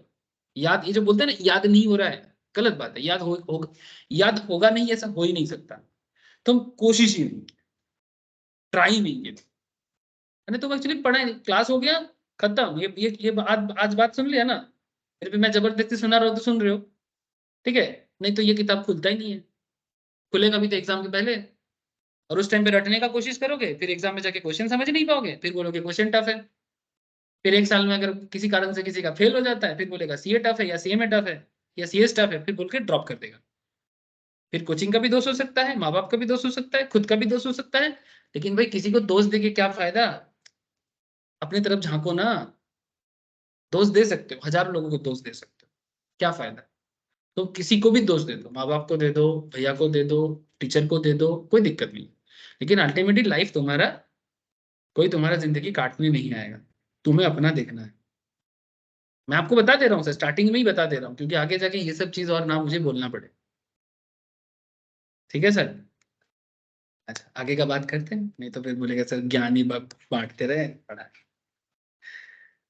तो ये 1956 एक्ट, 1992 डिपोजिटरी, अच्छा ये डिपोजिटरीज एक्ट भी आ गया। अब आपको बोलेगा सर डिपोजिटरीज कहाँ से आ गया, ये आगे जाके इसके ऊपर टॉपिक है, ठीक है। सर ये जो फिर से शेयर मार्केट, कंपनीज लॉ पढ़ते पढ़ते शेयर मार्केट इतना बार आएगा, मैं आपको आप बिलीव नहीं कर सकते। इसलिए मैं बहुत बार लोगों को रिकमेंड करता हूँ कि सर आप लोग ना शेयर मार्केट हो सके तो टाइम निकाल के पढ़ो। क्यों बोलता हूँ, क्योंकि रिलेट करना आसान हो जाता है। तो बहुत लोग सोचेंगे नहीं सर पढ़ाते हैं इसलिए बोल रहे हैं। सर इसमें दो फायदा है, हाँ मैं पढ़ाता हूँ इसलिए ही बोलता हूँ और ज्यादा करके, क्योंकि मैं पढ़ाता हूँ तो मेरे को कॉन्फिडेंस है कि बच्चों को अगर मैं स्टॉक मार्केट भी सिखाता हूँ, उसको स्टॉक मार्केट का सही नॉलेज भी आएगा, ऊपर से उसका सीए सीएमए का जो सीएस का पढ़ाई है उसको उसको बहुत फायदा होगा। फायदा किस बात का, देखो ना, मैं तब से मैं 5 बात कर रहा हूँ, कितना बार शेयर मार्केट ऑटोमेटिक आ रहा है। अब देखो डिपोजिटरीज का बात करो, चलो मेरा क्या है, मैं तो बोलता ही रहूंगा सर, खत्म नहीं होगा, लेकिन है छोड़ना भी है, आज ज्यादा नहीं पढ़ाऊंगा। डिपोजिटरी, देखो मैं लिखा था एनएसडीएल, दिख रहा है, ये क्या कंपनी है, ये नेशनल सिक्योरिटी डिपोजिटरी लिमिटेड है। हमारे देश में जितना शेयर मार्केट का अकाउंट होता है उसको क्या बोलते हैं, डीमेट अकाउंट बोलते हैं, है ना। और ये सारे के सारे डीमेट अकाउंट कहाँ रहता है, इनके पास, एनएसडीएल के पास, और इनका एक भाई है, भाई का नाम है सीडीएसएल, ठीक है। इनका एक भाई है, दोनों अलग कंपनी है, ठीक है। इसमें से एक शेयर मार्केट में खुद लिस्टेड है, ये देखो क्या लिखता है, इसके ऊपर अलग से लॉ मैंने पढ़ाऊंगा, चैप्टर है, ठीक है। तो डिपोजिटरीज एक्ट ऐसे भी पढ़ना पड़ता है, लेकिन फिलहाल क्योंकि पॉइंट था तो बोल रहा हूँ। Is an Indian central security depository based in Mumbai, it was established in 1996। ये देखो यहाँ पर क्या लिखता है, it was established based on a suggestion by a national institution responsible for the economic development of India. At the end of 2023 its demat account held asset 398 lakh crore, 4.7 trillion. तो हमारा और आपका डीमैट अकाउंट, जिसका भी शेयर मार्केट में account है, ठीक है, वो डीमैट अकाउंट किसी ब्रोकर के पास नहीं रहता है। ब्रोकर इज द वो जरिया है, ब्रोकर के थ्रू से इन्हीं के पास जाते हैं। तो ये सेफ है, आपका डीमैट अकाउंट सेफ है, गवर्नमेंट का है, ये सब गवर्नमेंट के ही कंपनीज है, सेबी देखता है इनको, समझ रहे हो सर, लॉ है, डिपोजिटरीज लॉ है। तो ये जो डीमैट अकाउंट को लेके आराम से सो सकते हो। हाँ शेयर में आप गलत शेयर खरीद ले हो, शेयर बाजार गिर रहा है उठ रहा है, वो मार्केट रिस्क है, वो अलग चीज है। लेकिन आपका डीमैट अकाउंट जो है ना, उसमें आप कितना भी पैसा रख लो, वो पैसा कोई छीन नहीं सकता। जैसे कोई लोग बोलते हैं सर शेयर मार्केट में आने के लिए कितना पैसा चाहिए, मैं बोलता हूँ फिर आपके पास 5,000 है तो 5,000 लाओ, 5 लाख है तो 5 लाख लाओ, 5 करोड़ है तो 5 करोड़ लाओ। सर इतना पैसा अगर कुछ हो जाए, अरे क्या होगा, सब एनएसडीएल के पास। इवन अगर आप 1 हफ्ता 2 हफ्ता चुपचाप उसको फेंक मतलब रखोगे, यूज नहीं करोगे, तो आपका पैसा वापस बैंक अकाउंट में ट्रांसफर कर देता है, ऐसा रूल है। आपका पैसा ब्रोकिंग फार्म कुछ नहीं कर सकता, अगर करेगा ना फंस जाएगा। ठीक है, एकदम सेफ है स्टॉक मार्केट इन्वेस्टमेंट, एकदम सेफ है। हाँ आप सेफ्टी अनसेफ्टी का जो मैटर है कि मैं गलत शेयर चूज किया, ज्यादा दाम पे खरीदा, लॉस हो गया, वो बिजनेस का मैटर है, आप बिजनेस समझ नहीं पाए, वो अलग चीज है, ठीक है। लेकिन मैं आपको बता रहा हूँ सारा चीज का नियम है, there is a rule, rule है, उस रूल के हिसाब से सारा खेल चलता है। तो जब हम लोग कंपनीज लॉ को पढ़ रहे हैं, तो सारे कंपनीज मार्केट में हैं। तो उसके लिए मार्केट को देखने के लिए सिक्योरिटी लॉ है, सेबी लॉ है, डिपोजिटरीज एक्ट है। तो उनका भी डेफिनेशंस कई बार कंपनीज एक्ट क्या कर लेते हैं, धार में लेते हैं कि भाई वहां लिखा है तो मैं अलग से और इसका डेफिनेशन नहीं दे रहा। बात समझेगी नहीं? सर एक भी डेफिनेशन नहीं पढ़ा है। हाँ, पढ़ेंगे सर, ठीक है, एक दो पढ़ते हैं फिर बाकी नेक्स्ट क्लास में चर्चा करेंगे। नहीं तो आप बोलोगे सर डेफिनेशंस का बात करके डेफिनेशंस पढ़ाए नहीं। देखो सेक्शन 2 में ही सारा डेफिनेशन है, अब बहुत डेफिनेशन है, एक आध नहीं सर, सारा डेफिनेशन जानना जरूरी है। हाँ सर जरूरी है। क्यों? क्योंकि सारा डेफिनेशंस का यूज है, और इसके बाद ना मैं आपको क्वेश्चन आंसर भी प्रैक्टिस करूंगा, एमसीक्यू भी प्रैक्टिस कराऊंगा, इवन कल कैलकुलेशंस भी है वो भी बीच बीच में कराऊंगा। कैलकुलेशंस मैंने वैसा बहुत टफ कुछ नहीं है, बस एक सिंपल फाइनेंशियल कैलकुलेशंस रहेगा, वो भी कराऊंगा। तो जैसे मानो एकदम यहाँ पर जो डेफिनेशंस दिया हुआ है वो है ना, क्या बोलते हैं इसको, एबीसीडी करके रहने से उसको क्या बोलते हैं, माने वोकेबुलरी वाइज, जैसे अल्फाबेटिकली है, ठीक है। तो अल्फाबेट वाइज दिया हुआ है, माने ऐसा कोई नियम नहीं कि इसके बाद ही इसको पढ़ना पड़ेगा, मैं कहीं से भी उठा के बात कर सकता हूँ, ठीक है। बस यहाँ पर क्या है, अल्फाबेटिकली दिया है। जैसे पहला वाला दिया है कि एवरेज एवरेज प्रोस्पेक्टस। अब आप बोलोगे सर प्रोस्पेक्टस क्या है? सर प्रोस्पेक्टस क्या है इसको समझने के लिए इसके ऊपर एक चैप्टर है पूरा प्रोस्पेक्टस के ऊपर, कंपनीज एक्ट में। लेकिन फिलहाल डेफिनेशंस ये बताते हैं, means a memorandum containing such salient features of a prospectus as may be specified by the SEBI, देखो SEBI Security and Exchange Board by making regulation in this behalf। तो average prospectus वो होता है जब एक कंपनी मार्केट में business करने के लिए आते हैं तो वो उसको ना मार्केट से पैसा उठाना होता है, ठीक है। तो वो सारा मैटर अपनी कंपनीज के बारे में ना, जैसे कॉलेज में जाते हो कॉलेज के प्रोस्पेक्टस नहीं उठाते, वैसे ही कंपनी अपना प्रोस्पेक्टस के थ्रू से अपने बिजनेस के बारे में सारा बात करता है। प्रोस्पेक्टस का भी टाइप्स होते हैं, ठीक है, जैसे एवरेज प्रोस्पेक्टस है, जैसे आरएचडीपी रेड हेयरिंग प्रोस्पेक्टस है, ठीक है। ये सब प्रोस्पेक्टस का जब चैप्टर आएगा तो उसके अंदर डिटेल्स में पढ़े। इन सिंपल प्रोस्पेक्टस क्या होता है, जहां पर कंपनी का सारा ए टू जेड लिखा रहता है। इवन जब कोई कंपनी मार्केट में फर्स्ट टाइम शेयर उठाने के लिए आते हैं, फिर से शेयर मार्केट, हाँ हाँ, ये देखो मैं जस्ट आपको एक एग्जांपल छोटा सा दे रहा हूँ। जैसे मानो मैं जस्ट आईपीओ आईपीओ के बारे में सुने हो आप लोग? हाँ, जब कोई कंपनी फर्स्ट टाइम आता है तो आईपीओ इशू करता है। तो जैसे मानो मैं यहाँ पर ये देखो नोवा एग्रीटेक कोई भी कंपनी का क्लिक करता हूँ, देखो क्या लिखा है, DRHP, दिख रहा है सर? क्या लिखा है?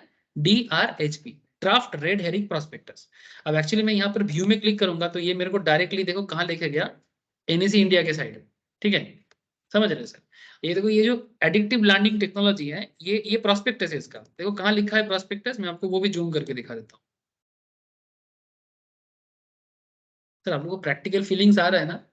ठीक है, ये देखो क्या लिखा है, red hearing prospectus, 100% book building offer, please read section 26 and 32 of companies act 2000।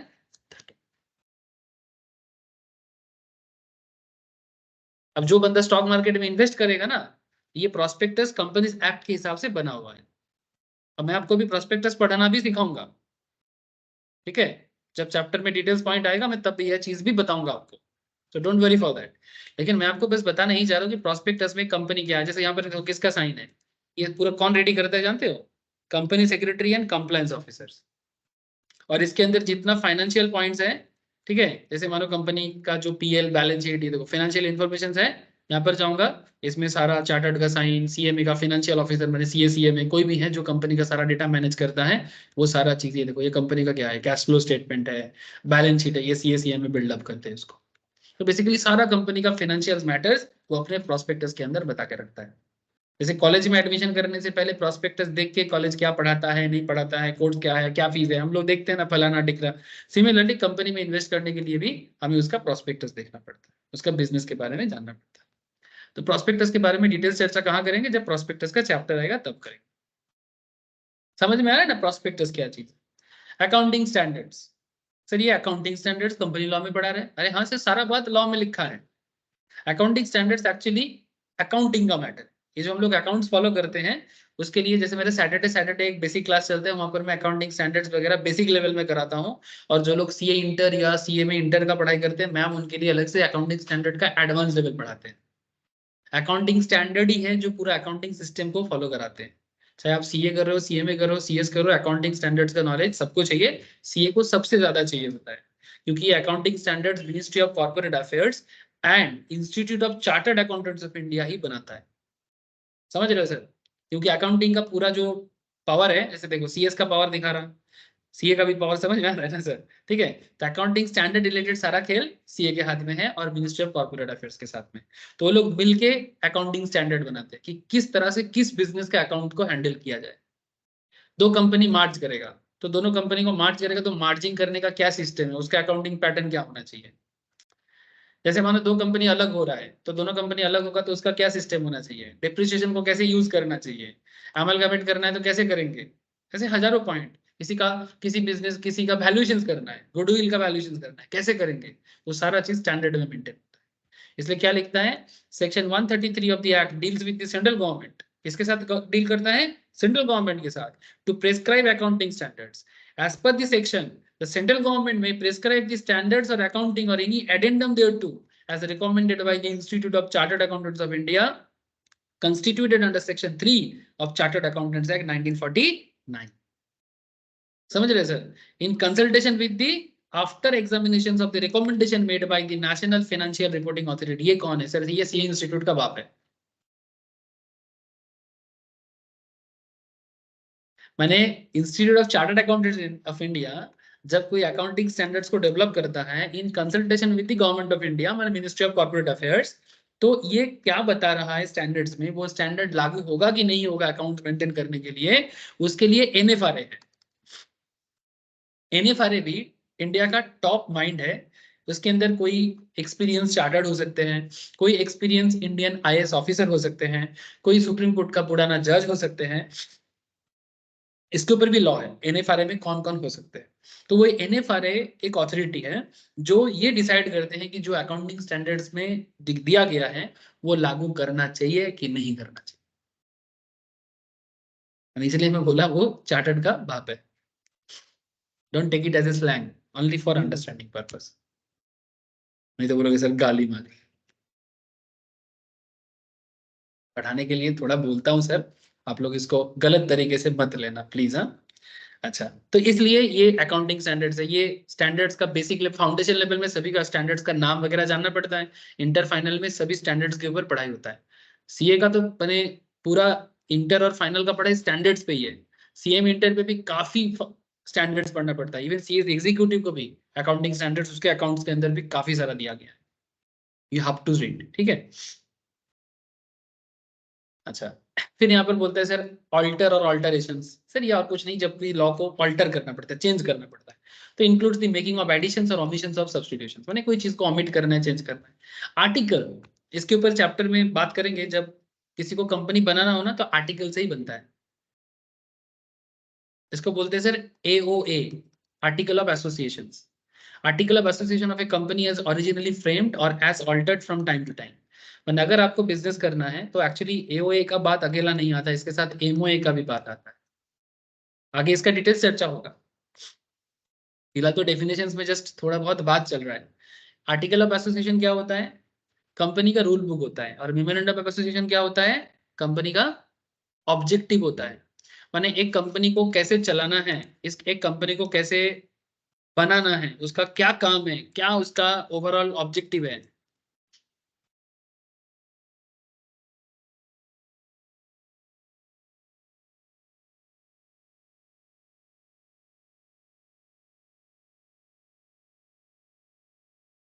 किसी भी कंपनी का अगर मुझे मिल जाए ना प्रैक्टिकली तो आपको बहुत अच्छा रहेगा। मेरे इस कंप्यूटर में नहीं है, दूसरे कंप्यूटर में है, इसलिए मैं आपको डाउनलोड करके नहीं दिखा। हाँ, मिल गया, चलो मिल जाता है। फिर कोशिश करने वालों का हार नहीं होता, कहीं ना कहीं से जुगाड़ हो ही जाता है। ठीक है, जुगाड़ हो, हम लोग क्या है ना भारतीय हैं, जुगाड़ जुगाड़ लगाने में हम लोग माहिर हैं, जानते हो ना। ठीक है, ये देखो क्या है सर, ये सर्टिफिकेट ऑफ, ये सब पढ़ाएंगे सर, पढ़ाते पढ़ाते सब दिखाऊंगे। सब प्रैक्टिकल चीजें हैं, आप लोग को यही काम करना पड़ता है कंपनी रिलेटेड मैटर में। जब आप लोग फार्म में काम करोगे ना, स्पेशली सीएस फार्म में ये सब काम ज्यादा होता है। ठीक है, पर सीए फार्म भी करता है, सीएमए फार्म भी करता है। सब आजकल क्या है ना, काम तो एकदम सबके लिए है, लेकिन स्पेसिफिकली बोलो तो सीएस के ऊपर ये काम ज्यादा लागू होता है। ठीक है, ये देखो क्या लिखा है, government of India, ministry of corporate affairs, certificate of registration of special resolutions confirming alteration of object. अभी अल्टरेशन का बात कर रहा था। तो जब बिजनेस कोई अपना ऑब्जेक्टिव को बदल रहा है, जैसे मानो ये जो पेटीएम है, एग्जाम्पल के लिए बता रहा हूँ, ओरिजिनल बात ही है। पेटीएम का पुराना एक्चुअल नाम है 197 कम्युनिकेशंस। देखो इसलिए जब मैंने यहाँ पर स्टार्ट किया तो यहाँ पर देखो पेटीएम नहीं लिखा था, क्या लिखा था, पेटीएम ऊपर में लिखा है, पेटीएम उसका ब्रांड है, लेकिन नाम क्या है? 197 कम्युनिकेशन लिमिटेड। ये एक्चुअली स्टार्ट जब हुआ था 2002-3 साल के आसपास के टाइम पे, तब ये कब स्टार्ट हुआ था ये देखो डेट यहाँ मिल जाएगा,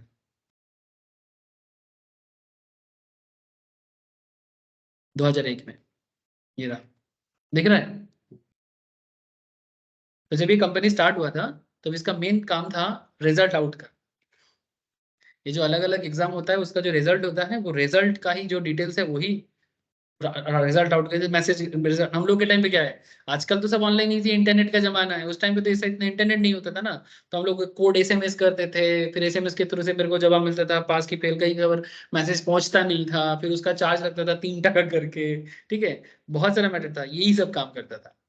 इवन जब इंटरनेट भी आया तब भी रिजल्ट पास आउट का जो कॉन्सेप्ट है यही सब काम ये चालू किया था। फिर इसका ऑब्जेक्टिव धीरे धीरे और बदलता गया, ठीक है।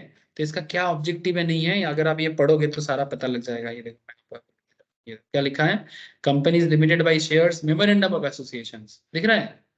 इसमें क्या लिखा है आगे पढ़ाऊंगा सर, ये सब टॉपिक है आप लोगों का, एग्जाम में पूछते हैं एमओए क्या है, एओए क्या है, एमओए के अंदर क्या लिखा रहता है, एओए के अंदर क्या लिखा रहता है, सब एग्जाम में पूछते हैं, ठीक है।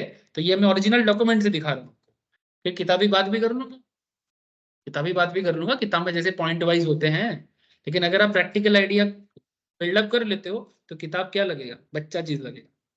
समझ रहे हैं सर? ये देखो क्या लिखता है, मैं एक पढ़ा के सुनाता हूँ आपको 2 सेकंड। मैं बोलता हूँ सर ये सब प्रैक्टिकल चीजें देखा करो, तो ऑटोमेटिकली ये सब किताब का बात नॉर्मल हो जाएगा, नहीं तो ना रटते रह जाओगे, ठीक है।